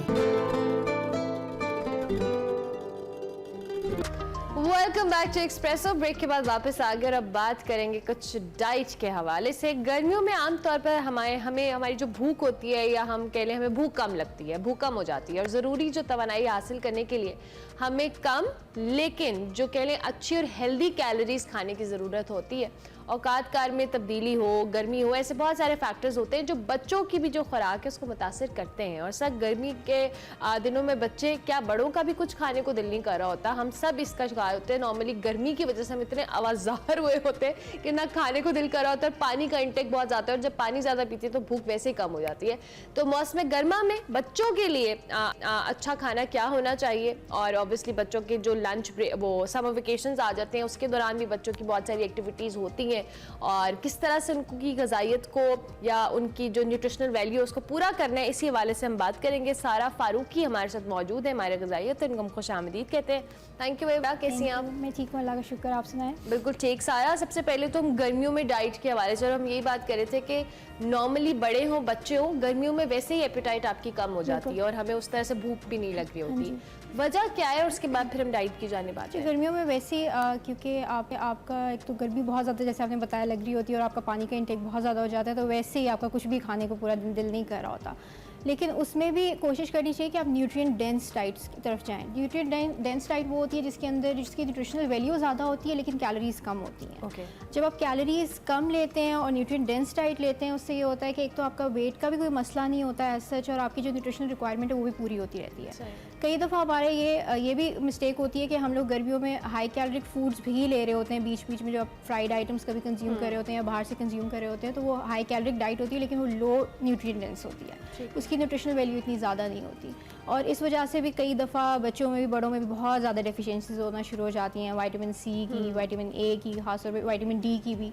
तो कोशिश करनी चाहिए कि गर्मियों में अगर आपका पानी का भी इंटेक ज़्यादा है, साथ साथ अपने खाने के साथ उसको इस तरह से मैनेज करें, इस तरह के फूड्स लें जिनमें नेचुरली भी वाटर मौजूद है, जैसे कि आपकी सब्जियां हैं, फल हैं, उनमें भी नेचुरली वाटर मौजूद है, लेकिन साथ साथ वो न्यूट्रिएंट्स भी आपको प्रोवाइड कर रहे होते हैं। कौन सी सब्जियां और फल in specific that you recommend? अभी गर्मियों में जैसे वाटरमेलन का है तो उसमें आपको वाटर भी एक तो साथ में मिल रहा है, उसमें विटामिन सी भी है, और सस्ता फल है। हाँ जी।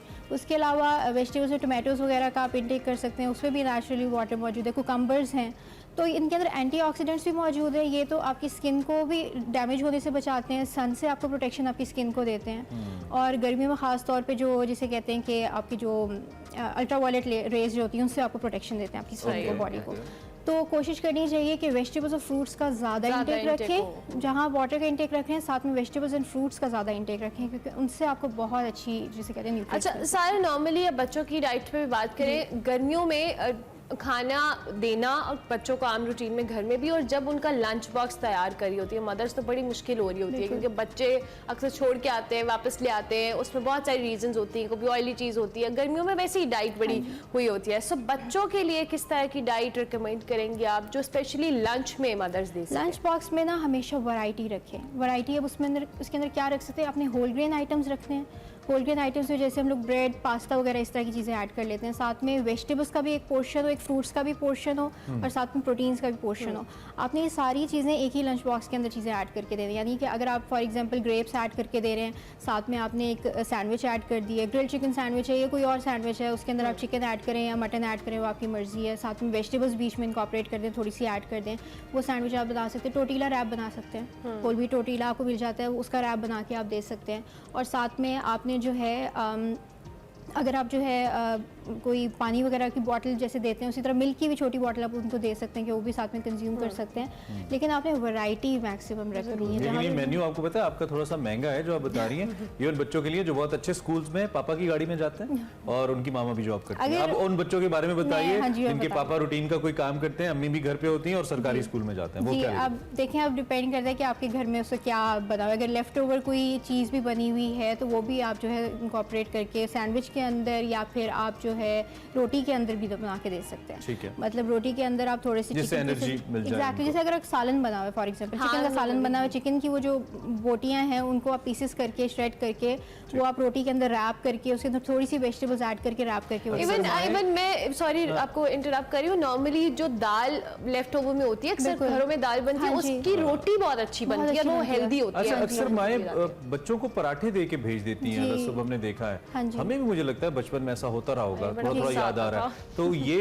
तो नहीं ठीक है ना, पराठा तो नहीं देना चाहिए। पराठा बच्चे शौक से खाते हैं, अगर शौक से खाते हैं तो कंज्यूम कर सकते हैं, लेकिन थिंग इज कि आपने इस तरह से पराठा नहीं बनाना कि ऑयल बहुत ज्यादा उसमें ऐड कर दें। अच्छा, मतलब थोड़े ऑयल में आपने बनाना है, 1 टीस्पून इज एनफ, ताकि अगर वो लंच बॉक्स में पड़ा है तो बच्चा खोले तो उसको थोड़ा अट्रैक्टिव तो लगे। एग्जैक्टली, अट्रैक्टिव लगे। आपने सिर्फ हाँ, ये वैसे बड़ा इंपॉर्टेंट है, बच्चे लंच बॉक्स वापस भी तो ले आते हैं ना, खाते और नहीं उनको हैं। ये भी है कि थोड़ा टेस्ट भी हो उसके अंदर, उसमें थोड़ी सी हर्ब्स ऐड कर दें, या अपने उनको जो भी चीज़ें पसंद है, जिस तरह का मसाला उन्हें पसंद है वो उसके अंदर ऐड कर दें। टेस्टी बनाने के लिए आप कुछ भी कर सकते हैं उसके अंदर। ठीक है। बस ये कि जो इंपॉर्टेंट इंग्रेडिएंट्स हैं वो अंदर ऐड उनकी कैलोरीज प्रॉपर हो रही हो, न्यूट्रिशन उनकी बिल्कुल पूरी हो रही हो। पूरी हो रही खवातीन खास तौर पे और मेल्स को भी उम्मी तौर पे स्किन के बड़े मसाइल हो जाते हैं, उसका ताल्लुक भी न्यूट्रिशन से, हमारी खुराक से है, तो उसके लिए कोई एहतियात है? पानी तो आप बता ही रही हैं, बड़ा इंपॉर्टेंट है। अदर देन दैट एक बहुत ही इंपॉर्टेंट चीज़ जिससे आपकी स्किन सबसे बेहतर हो सकती है अगर आप वो चीज़ छोड़ देंगे, वो है शुगर, वाइट शुगर। ठीक है, वाइट शुगर का कंजम्पशन बहुत ज़्यादा है। हम छोड़ दें उसको? हाँ, छोड़ दें आप जरा, आप इसे सिर्फ 3 वीक्स तक छोड़ के आप देखें वाइट शुगर को, आप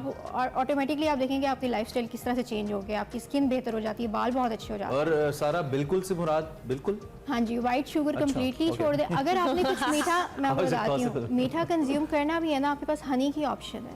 ठीक है, शक्कर ले सकते हैं, हनी का, लेकिन शक्कर भी आजकल प्रोसेस्ड है तो उस पर इतना आप भरोसा नहीं कर सकते, लेकिन हनी का आप इनटेक कर सकते हैं। या फिर एक और चीज़ है जिसे हम ब्लैक स्ट्रैप मोलेसिस कहते हैं, वो बिल्कुल काला जो गाढ़ा गुड़ होता है। अच्छा, वो बहुत बहुत हेल्दी है। अगर आपको वो मिल जाए तो वो अगर आप ले लें, कंज्यूम कर लें, उसके अंदर उसकी न्यूट्रिशनल वैल्यू बहुत ज़्यादा है। और ख़ास तौर पे जिनको अर्ली ग्रेइंग का जो इशू होता है, बाल जो अर्ली आपके सफ़ेद पड़ना शुरू हो जाते हैं, वो जल्दी ठीक हो जाते हैं। तो लेकिन हमारे जो ब्रेन को फिर शुगर चाहिए, उसको फिर कैसे पूरा करेगी बॉडी? शुगर देखें, शुगर लानी मैं चाहता हूँ कोई एक मुझे लॉजिक जो शुगर है जो आपके ब्रेन को, जिसकी आप बात करें, ग्लूकोज है बेसिकली, वो आपके सारे कार्बोहाइड्रेट्स के अंदर मौजूद होता है। जितने भी आप चीज़ें खाते हैं जो जिसके अंदर कार्ब्स है उसके अंदर शुगर है, तो वो उसने बॉडी में ब्रेक डाउन होकर शुगर में ही कन्वर्ट होना होता है और वो आपके ब्रेन को वही मिलता है। तो इसलिए आपको सफेद चीनी की जरूरत नहीं। इजाजत से मैं अब एक अपने कौमी मशरूब के हवाले से, सारी न्यूट्रिशनिस्ट आते हैं ना, सब उन चीजों पे पाबंदी लगा के चले जाते हैं जिसमें हमारी खुशी होती है। ठीक है, कल अरमला हसन ने अपनी पोस्ट की हुई थी इंस्टाग्राम पे, जिसपे इनको बड़ा एतराज था कि ये जो फ्रेंच फ्राइज हैं वो डिप्रेशन से लेके एक रिसर्च ने किया, तो इनको बड़ा एतराज था कि हमारी सारी खुशियां, और मैं इनसे मुत्तफिक हूं, छोटी-छोटी खुशियां फ्रेंच फ्राइज खाने वाली तो नहीं। मैं जरा चाय के हवाले से, क्योंकि देखें चाय का इंटेक वैसे तो होता ही है, लेकिन गर्मियों में भी लोग कम ही नहीं लाते हैं, लोग सुबह शाम तो पीते ही हैं, दिन में भी पीते रहते हैं। चाय कम कर देनी चाहिए, आप क्या कहते हैं? मैं आपको चाय का भी बताती हूँ, और जो आपने अभी जो बात की है कि सारी न्यूट्रिशन जो ये बंद कर देती हैं, उसमें भी मैं आपको बता देती हूँ, मैंने कभी किसी को कुछ भी मना नहीं किया खाने से।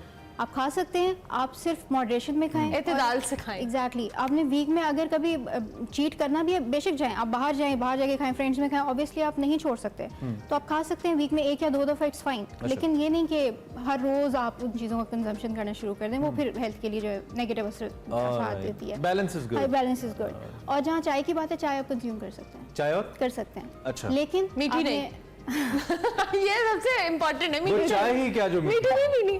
ये देखिए यादा कब पड़ा, क्योंकि इसमें चीनी कम थी। मार्केट में नेचुरल स्वीटनर्स भी आपको मिल जाते हैं, अगर आपने उसमें ऐड करने नेचुरल स्वीटनर्स आप ऐड कर सकते हैं, आप हनी भी ऐड कर सकते हैं। आर दे हेल्दी जो आप नेचुरल? हाँ जी, की बात करें, कुछ हैं, ऑब्वियसली मैं नाम नहीं लूंगी, लेकिन कुछ नहीं है। तो इससे बेहतर है, इसके लिए बेहतर है कि आप जैसे किसी एक्सपर्ट से कंसल्ट कर लें। या वैसे गुड़ का भी इस्तेमाल आप चाय कर सकते हैं, लेकिन चाय के बारे में है खाने के साथ नहीं कंज्यूम करना। जैसे अक्सर लोग लंच के बाद, डिनर के बाद फौरन चाय पी लेते हैं, तो जो भी आपने खाया हुआ है ना वो डाइजेस्ट नहीं होता।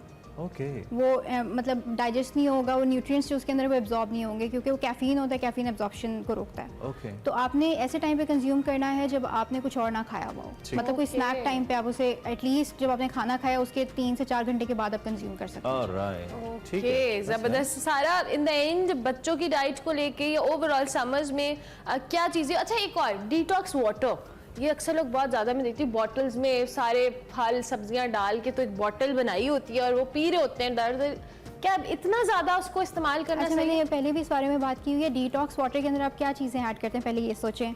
आप उसमें वेजिटेबल्स वगैरह इसी तरह की चीज़ें ऐड करते हैं। स्ट्रॉबेरीज, खीरे, नेचुरली उनके बहुत बेनिफिट्स हैं। अगर आप वो वैसे भी खाएंगे तो आपको नेचुरली उनमें बेनिफिट्स देंगे, उसको वाटर में ऐड करने की जरूरत नहीं है। कूल होने की जरूरत है। दूसरी बात नजर ये भी तो है आए ना कि आपकी बॉडी नेचुरली डिटॉक्सिफाई करती है डेली बेसिस पे।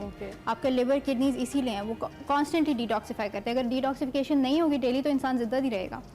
ठीक है, तो वो डेली बेसिस पे हो रहा होता है, उसके लिए आपको स्पेशल वाटर की जरूरत नहीं है कि जिससे वो बॉडी डिटॉक्सिफाई। तो जाते जाते हमें ये भी बता दें कि वो कौन सी सिम्टम्स हैं सारा जो आपकी बॉडी अगर उनको इंडिकेट कर रही है, आपको वो सिम्टम्स अपने अंदर मिल रहे हैं, तो आपको ये समझना चाहिए कि कहीं ना कहीं आप अपनी खुराक गलत ले रहे हैं। बिल्कुल, आप देखें डेली बेसिस पे जो बहुत ही लोग इग्नोर कर रहे थे, आप बहुत ज़्यादा थकन फील करें through out the day, lethargic है, या रात को आपको इंसोम्निया बहुत ज़्यादा है, नींद प्रॉपर नहीं आ रही, नींद आपकी सही नहीं है, और दिन में भी आप जो है बहुत वीकनेस फील करते हैं, जैसे कई दफ़ा लोग उठते हैं तो आंखों के आगे अंधेरा छा जाता है।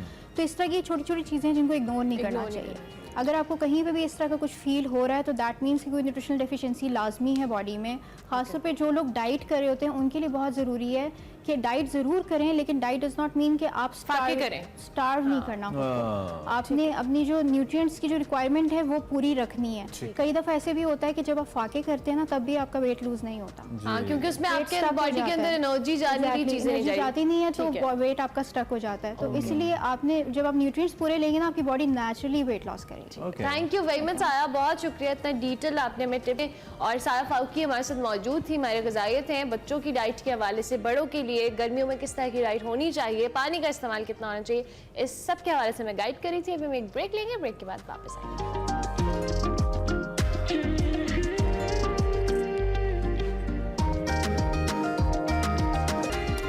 वेलकम बैक, आप हमारे साथ मौजूद हैं, हम आपके साथ एक्सप्रेस विद गोइंग ऑन, और क्या ज़बरदस्त किस्म का कलरफुल शो आज आपके लिए हम लेकर आए। हमने कहा आपका डिप्रेशन हल्का हल्का हम कम करते जाएं। आप अगर चाहें तो सियासी खबरें कम देखा करें, सिर्फ हमारा शो देखा करें, उसमें सब कुछ मिल जाएगा आपको ना। तो इस वक्त हम थोड़ी सी म्यूजिक की बात करते हैं। We talked about sports, we talked about your health, and now it's time to have some more relaxing kind of part. Music की बात करते हैं, और म्यूजिक में आज जो हम इंस्ट्रूमेंट आपके लिए लेकर आए हैं जिससे आपका तारुफ कराएंगे या आप जानते हैं तो आपको सुनाएंगे, वो है सितार। भाई सितार जो है ना, ये बादशाहों के वक्त से और मुगलिया दौर के वक्त से इसको एक शाही साजीने की जो हैसियत है ना वो हासिल है, उस वक्त से ये मौजूद है। इसकी एग्जैक्ट तारीख क्या है वो तो शायद मैं आपको ना बता पाऊँ। आई थिंक हज़रत अमीर खुसरो के टाइम से इसको किसी न किसी फॉर्म के अंदर ये चलता आता है। आज हमारे साथ मोहम्मद आफंदी मौजूद हैं, जिनकी तस्वीर भी आप देख रहे हैं। नेस्कैफे बेसमेंट एक बहुत मशहूर म्यूजिकल सीरीज़ है पाकिस्तान की, जिसने बड़ा ज़बरदस्त एक रॉ टैलेंट को उठाया और फिर बेहतरीन स्टार्स पाकिस्तान को दिए जो अब मुख्तलिफ फोरम्स पर बड़ा अच्छा परफॉर्म करें। अरमला ये उसका भी हिस्सा थे, और जो music all Pakistan music conference हुई थी अलहमरा के अंदर, इन्होंने 3 गोल्ड मेडल हासिल किए। और one thing that I would like to say, फिर अरमला मुलाकात भी करवा देंगी आपकी, वो ये है कि ये सितार को एज अ कूल इंस्ट्रूमेंट दुनिया के सामने लेकर आ रहे हैं कि इट्स नॉट इंपॉर्टेंट कि आप मुसहरी पे बैठें और फिर आप सितार बजाएं, आप इसको बेंच पे बैठ के कहीं पे गिटार की तरह बजा सकते हैं। इसको नॉर्मलाइज कर लोगों के लिए। सो मोहम्मद अफनी हमारे साथ मौजूद हैं, थैंक यू वेरी मच, बहुत शुक्रिया। कैसे हैं आप? Thank you so much Armala and Imran for having me on the show, it is such an honour. और मुझे अच्छा लग रहा है कि सितार जैसे इंस्ट्रूमेंट को, जो मेरा एक ड्रीम है कि इसको ट्रेंड में लाया जाए, उसके लिए आप एक अच्छी काविश कर रहे हैं। इसके लिए मैं बड़ा तहे दिल से शुक्रगुजार हूं। So kind of you.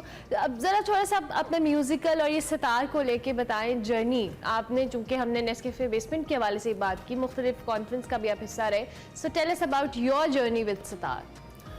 My journey with sitar started जब मेरे फादर यूज्ड टू लर्न। मेरे फैमिली बैकग्राउंड में एज सच म्यूज़िक का रोल नहीं रहा, बट एक मिसकंसेप्शन ये है कि लोग कहते हैं जिसके फैमिली में म्यूज़िक नहीं है उसका म्यूज़िक नहीं आता, तो वो एक झूठ है। म्यूज़िक इज सच थिंग जो कि आप अगर प्रैक्टिस करते हैं आपके अंदर होता है, आपके अंदर होता है। It's God gift, you know, एक गिफ्ट है, एक तरह सा ब्लेसिंग है। और सितार मैंने चूज़ इसलिए किया, I felt like it's very important for your mental health and mental peace. आजकल के दौर में स्पेशली जब इतनी यू नो एक नेगेटिविटी हमारे इर्द गिर्द मौजूद है, इतनी सारी चीज़ें जा रही हैं, I know things are hard. लेकिन मोहम्मद कुछ तो ऐसा होगा कोई तो ऐसी चीज होगी जो आपको बचपन में ट्रिगर कर गई होगी, किसी का कुछ बजाना, कोई मेलोडी, कोई ऐसी किसी फिल्म का सीन जिसने आपको ट्रिगर किया होगा कि यार ये इंस्ट्रूमेंट बजाना है, क्योंकि हर म्यूजिशियन की ये कहानी होती है। ऐसी है। So what was that? For me, it was my father. As I said, I was about 7 years old at that time. Okay. और मेरे father उस वक्त सीखते थे. He used to play sitar. By the way, he has done a great research in musicology and music अच्छा। in general. माशाल्लाह। तो I was very fascinated at that age. क्योंकि छोटा सा बच्चा अगर आप देखें 7 साल का, and when he listen to और अगर कुछ लोगों को अभी नहीं समझ आ रहा ना कि मोहम्मद कौन है, तो जो आदत का इंस्ट्रूमेंटल प्ले हुआ था जो बड़ा ही मकबूल हुआ था और हमें बहुत अच्छा लगा था, एक पूरा एक म्यूजिकल वो एक मास्टरपीस उसे मैं कह सकता हूँ, वो लीड इन्होंने प्ले किया था उनसे तार। That's amazing. Nescafe basement. अच्छा जी मोहम्मद, आपसे ज़रूर, चूंकि आप हमारे साथ मौजूद भी हैं और आपने कहा कि आप बहुत यंग एज से सितार को कर रहे हैं, तो कुछ हमारे लिए प्ले कर दें, हमारे देखने वालों को अपने इंस्ट्रूमेंट का तारुफ तो कराएं।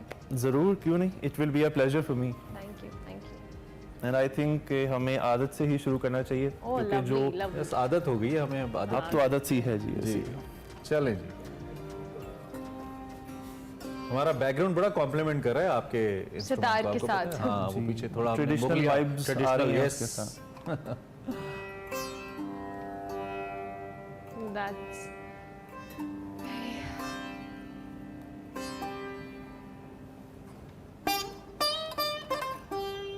ओह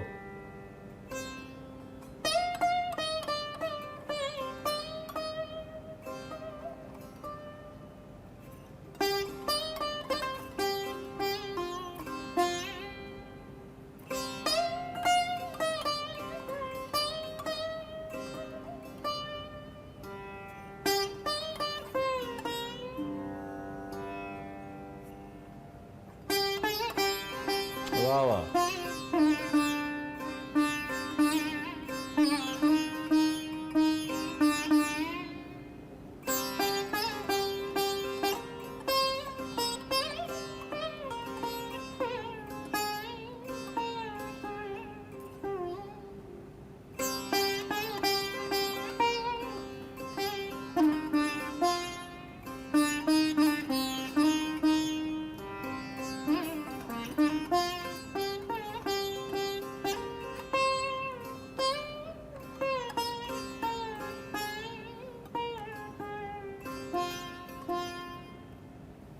वाओ, जबरदस्त। दिल नहीं कर रहा था आप रुके, दिल नहीं कर रहा था। क्या बात है, क्या सुर छेड़े आपने, बहुत ही खूबसूरत।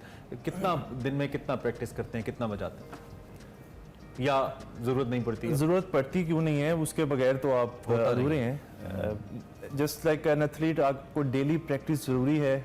सिमिलरली म्यूज़िक इंस्ट्रूमेंट प्ले करना या म्यूज़िक इन जनरल करना भी with practice you get good with it.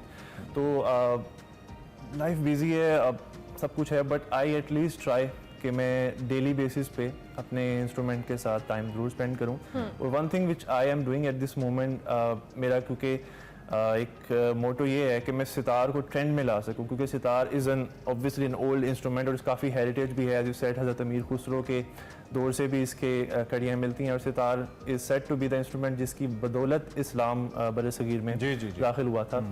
तो सितार एंड कवाली की जो इजाद है ना, वो एक ही ऑथर से है जो कि हज़रत अमीर खुसरो हैं, और उन्हीं के बनाए हुए इंस्ट्रूमेंट्स में से एक इंस्ट्रूमेंट है ये। अब उसके बाद क्या हुआ, सितार चूँकि हमारे यहाँ पर एक कल्चर डाइवर्सिटी ऐसी बनी कि हमारे लोगों में एक तासुर ये पाया जाता है कि sitar is an old instrument, और कोई एक ओल्ड सा आदमी या कोई शख्स इसे प्ले कर रहा होगा and they get bored with it. एक ऐसी इमेज क्रिएट हुई है, although कि ऐसा नहीं है। And even the classical music is very soothing if you are trying to understand it. If you are listening to it, it's very healing to your mind. I think ये सिर्फ हम बता सकते हैं जो Exactly. बराह रास्त बैठ के सुन रहे हैं। और भाई हमारी तो शादी के ऊपर भी हमने सितार बजवाया था, हम आपको बताएं। nice. हम तो इतने फैन हैं सितार के, और सितार सितार और बहुत कम लोग हैं जो अच्छे से प्ले कर सकते हैं। That's lovely.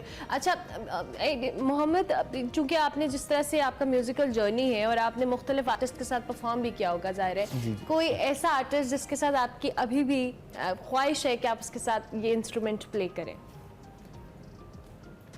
आर्टिस्ट तो बहुत सारे हैं और आर्टिस्ट की जो ख्वाहिशात हैं वो कभी भी पूरी नहीं हो सकती, डेफिनेटली, क्योंकि आर्टिस्ट इज समवन जो कि लेकिन हमेशा कोई इनोवेशन एक करना जो चाहता है। स्पेसिफिक पर्सनालिटी हो जिसके साथ ख्वाहिश हो कि आप प्ले करना चाहें? आई थिंक के हाले दौर में I would love to meet obviously and play with Sajad Ali साहब, is one of my favorites. जबरदस्त। And तो ये great जो talent. आदत आपने बजाया इंस्ट्रूमेंट, ये आइडिया आपका था या जुल्फी का था, किसका आइडिया था कि इसको करते हैं? जी, आदत बड़ा डिफरेंट नहीं, आइडिया था नहीं, कि बिल्कुल ऐसे ही एक पॉप रॉक सॉन्ग को उठा के आप सितार की Exactly बजाय ऐसे ही और है। बहुत बाकमाल तरीके से। ऐसे ही है। और आदत बेसिकली जब you know it came out तो सीजन 5 चल रहा था and we used to sit, Zulfi भाई के साथ हमारा जैमिंग सेशन वगैरह होते थे वहाँ पर, तो हम we came up with different ideas at that time. तो हमने सोचा क्यों ना ऐसा एक सॉन्ग रिन्यू किया जाए जो कि एक एंथम की हैसियत भी रखता हो, at the same time it can relate to a lot of people. और उसको हम अपने तरीके से करना चाहते थे जो कि एक नया वर्जन दिखा सके, क्योंकि अगेन एज यू सेड आदत is a very traditional pop song और इसके साथ आदत डेफिनेटली जुड़ी है लोगों की काफ़ी ज़्यादा। तो आदत को हमने फिर देखा एक नए तरीके से एंड वो था हमने हमारे वर्ड बड़ा अच्छा इंडिविजुअल यूज किया, यूथ एंथम। Exactly. एंथम ही है ये। तो मोहम्मद हम चाहेंगे कुछ और आप सुनाइए हमें। ज़रूर। अभी रिसेंटली क्योंकि I am working on sitar my self, like मैं अपने सोलोज रिकॉर्ड करता हूँ, I post them on Instagram and अपनी रील्स में। तो आई पोस्टेड जो भी रिसेंटली गाना काफ़ी वायरल हुआ था, कैफे खलील का कहानी सुनो। अच्छा, okay. It's you know it has been very viral and it's a lovely song. Yeah. And Kafi is such a great artist in general, very humble person as well. तो उसका मैंने cover किया था, वो आपको मैं सुनाऊंगा। वाओ, जरूर।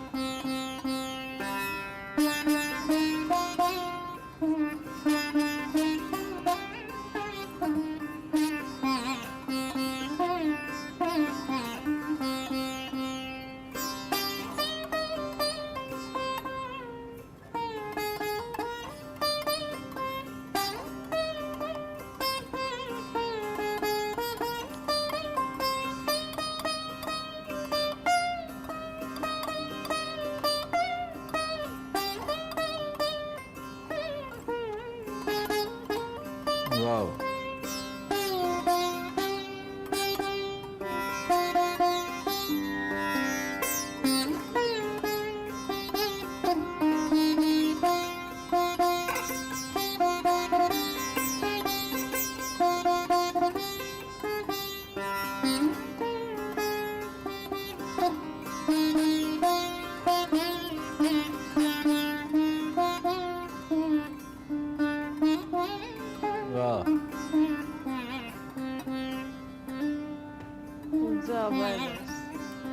वाह मोहम्मद, क्या बात है, बहुत बहुत खूबसूरत। अच्छा, मैं एक सवाल, मोहम्मद आप इसको सिखा भी रहे हैं?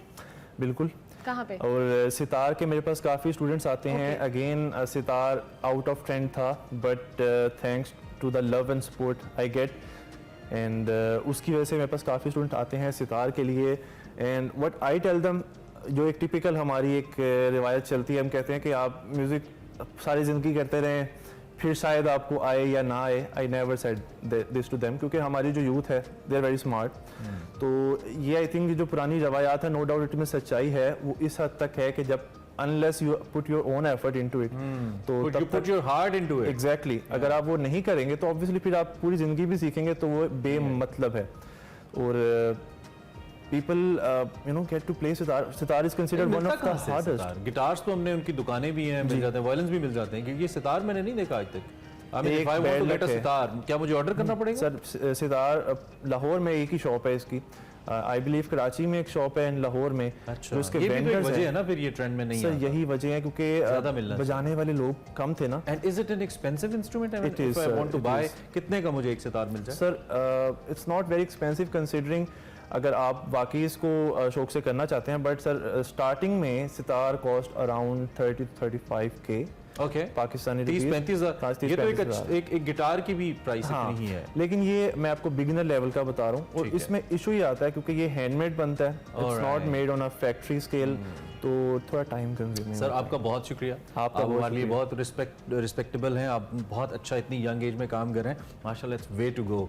और अभी इतनी सफाई है तो काम में बहुत अच्छी होगी। इन दी एंड आपका जो मैसेज हम यूजुअली लोगों से कहते हैं, कुछ कहिए, कुछ बताइए, वो हम आपसे आपके सुरों की सूरत में लेना चाहेंगे। एनीथिंग इन 2 लाइन्स आप हमें कुछ सुनाइए और फिर हम ब्रेक पे जाएंगे। ब्रेक पे जा रहे हैं, जरा म्यूजिक सुनने। आई थिंक पाकिस्तान से रिलेटेड मैसेज ही होना चाहिए, तो I will go with Dil Dil Pakistan. Oh yes, lovely. That's great. Amazing.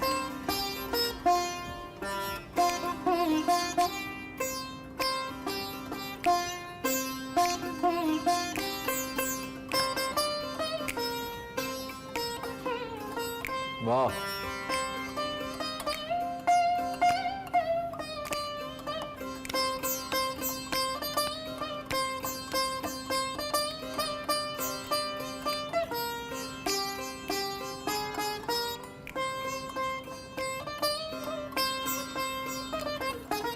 Wow.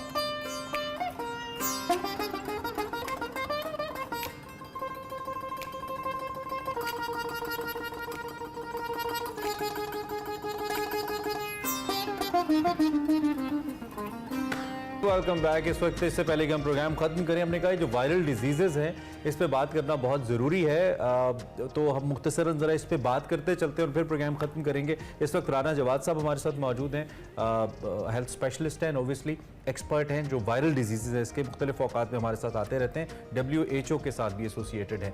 Rana साहब, थैंक यू वेरी मच, आपने हमें वक्त दिया और हमारे साथ मौजूद हैं। मैं बगैर किसी तवक्कुफ के डॉक्टर साहब आपसे पूछना चाहूँगा, ये मंकी पॉक्स की इस वक्त जो एक खबर आ रही है, इसको आप हमारे लिए, हमारे देखने वालों के लिए कैसे देख रहे हैं, कितना इंपॉर्टेंट है इससे बचना, और कौन से ऐसे सिम्टम्स हैं जिसके बाद आप समझते हैं कि हमें ज़्यादा कंसर्न हो जाना चाहिए कि कहीं ज़्यादा स्प्रेड ना हो जाए? जी बहुत शुक्रिया इनवाइट करने का। ये बीमारी तो पुरानी है, लेकिन ये अफ्रीका के चंद मुल्कों तक महदूद थी। पिछले साल ये यूरोप और अमेरिका से इसकी ये आउटब्रेक शुरू हुई है और इसने अब तक 87,000 लोगों को मुतासर किया है 110 ममालिक के अंदर, और तकरीबन 112 डेथ्स हुई हैं। तो उतनी मोहलक नहीं है जितनी कोविड-19 थी या कोई इससे पहले दूसरी बीमारियां आती हैं, लेकिन ये एक खास कर हाई रिस्क ग्रुप के अंदर ज्यादा खतरा है, और उसमें जो मर्द हजरात हैं, स्पेशली जो सेक्सुअली एक्टिव हैं, उनको ज्यादा इसका खतरा होता है। लेकिन उसका ये नहीं मतलब कि जो लोग ऐसा नहीं है और नॉर्मल लाइफ गुजार रहे हैं उनको इसका खतरा नहीं है, बच्चों में भी हो जाता है।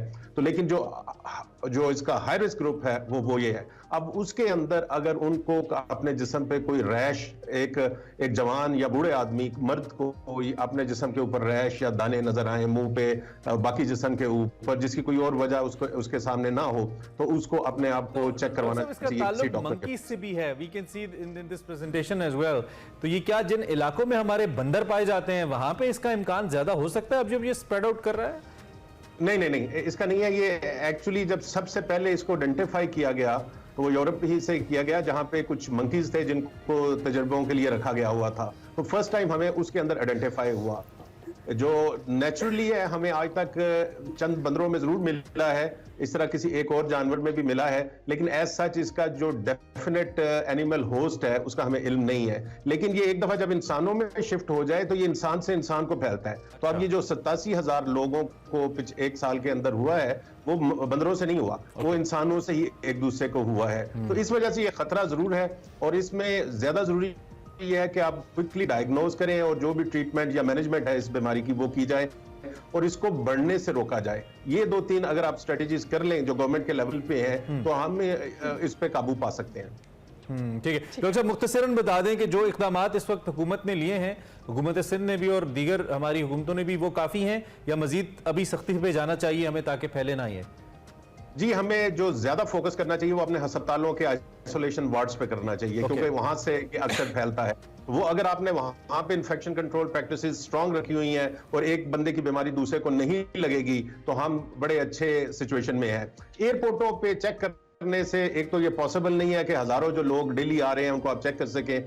दूसरा, किसी मुल्क को आप टारगेट नहीं कर सकते क्योंकि ये अफ्रीका से में तो हुआ ही नहीं है ये आउटब्रेक, ये यूरोप और अमेरिका वगैरह में हुई है, तो ये आप टारगेट भी नहीं कर सकते। तो क्या कर सकते हैं? इसलिए है कि आगाही करें मीडिया के जरिए, लोगों के अंदर हो कि उनके जिस्म पर इस खास किस्म के दाने आए, तो वो लोग एहतियात करें, आगाही होनी चाहिए लोगों में। थैंक यू भाई मेरे डॉक्टर साहब, बहुत शुक्रिया कि आपने मंकी पॉक्स के हवाले से हमें था और हम बता रहे थे कि वायरल है, इस पे एहतियात करने की ज़रूरत है। और जो एयरपोर्ट्स पे भी सिक्योरिटी के मामला को बढ़ाया गया, स्कैनिंग या स्क्रीनिंग के मामला को, इट्स वेरी इंपॉर्टेंट कि इसको बहुत इनिशियल स्टेज पे ही कंट्रोल करने की कोशिश एग्जैक्टली जी, बहुत ज़रूरी है। अब हम जाते जाते लॉलीवुड इंडस्ट्री के इस वक्त बहुत बेहतरीन हीरो अदाकार शान शाहिद साहब की बात करेंगे, जो कि आज 52 बरस के हो गए हैं। लॉलीवुड के अदाकार 3 दहाइयों से फिल्मी उफक पर जगमगा रहे हैं, बहुत बेहतरीन अदाकार हैं। पाकिस्तान के बतौर डायरेक्टर भी काम कर चुके हैं। अदाकार शान ने फनकार घराने में आंख खोली। हिदायतकार रियाज शाहिद साहब और अदाकारा नीलो साहिबा के साहबजादे हैं। उन्होंने अपने करियर का आगाज़ बतौर चाइल्ड स्टार किया था, अगर आपको याद हो। वो मारूफ हिदायतकारों के साथ काम कर चुके हैं और ख़ुद भी अपनी फिल्में डायरेक्ट और आई थिंक प्रोड्यूस भी कर चुके हैं। I think Shan has produced as a film as well. Film Bulandi से उन्होंने फिल्म इंडस्ट्री में बाकायदा तौर पर कदम रखा था और उनके बाद उन्होंने पीछे मुड़कर नहीं देखा। शान शाहिद का करियर थोड़ा सा डाइवर्ट हुआ जब उन्होंने पंजाबी फिल्मों के अंदर बतौर गंडासा हीरो काम करना शुरू किया, और मेरे जैसे जो फिल्म लवर्स थे थोड़ा सा वो डेविस्टेट भी हुए इस किरदार को देखकर। But actually he has taken over the space that was created by Sultan Rai Sahab murder. उससे थोड़ा सा उसको उन्होंने फुलफिल तो किया, लेकिन फिर हमारी इंडस्ट्री को जवाल से कोई रोक नहीं सका मिला, और फिर हमने देखा कि जिस तरह की प्रोडक्शंस हुई। अच्छा जी, 2007 में इन्हें फिल्मी खिदमात के पेश नज़र प्राइड ऑफ परफॉर्मेंस अवार्ड से भी नवाजा गया था। शान शाहिद को हम हैप्पी बर्थडे विश करते हैं, 52nd बर्थडे आई गेस इनकी। So happy birthday. और स्टिल ही इज माशाल्लाह फिट एंड फाइन, एंड आपकी हेल्थ बहुत अच्छी है शान भाई, अल्लाह करे ऐसी रहे। और होस्ट भी हैं, वैसे मॉर्निंग शो भी करते रहे। अच्छा जी, in the end quickly WhatsApp का एक नया फीचर आ गया, बहुत सारे लोगों को पता होगा, अगर आपको नहीं पता तो हम आपको बता देते कि आप एक ही अकाउंट 4 मुख्तलिफ मोबाइल फोन्स पर इस्तेमाल कर सकते हैं। It's interesting feature and alarming at the same time. और if you have a wife, yes, alarming at the same time. नहीं wife, I mean she can log in your WhatsApp and can see आप किससे बात कर रहे हैं। It's good, it's very important, you know. WhatsApp Not to all the husbands. हाँ जी, ये अच्छा फीचर है। और WhatsApp का कहने की तमाम आलमी सतह पर जो तमाम सार्फिन हैं उनके लिए फीचर अवेलेबल होना शुरू हो गया, और आइंदा हफ्तों में हर किसी को ये फीचर अवेलेबल होगा। इससे कबल सिर्फ आप एक फ़ोन में एक ही अकाउंट और एक ही डिवाइस पे एक अकाउंट ऑपरेट कर सकते थे, अब 4 मुख्तलिफ फ़ोन्स में आप ऑपरेट कर सकते हैं। So good. चलें जी, प्रोग्राम का वक्त खत्म हुआ, हम आपसे कल फिर मिलेंगे। अपना बहुत सारा ख्याल रखिएगा, दुआ में याद रखिएगा। ना भी रखे तो कोई बात नहीं। तब तक के लिए अल्लाह हाफिज़।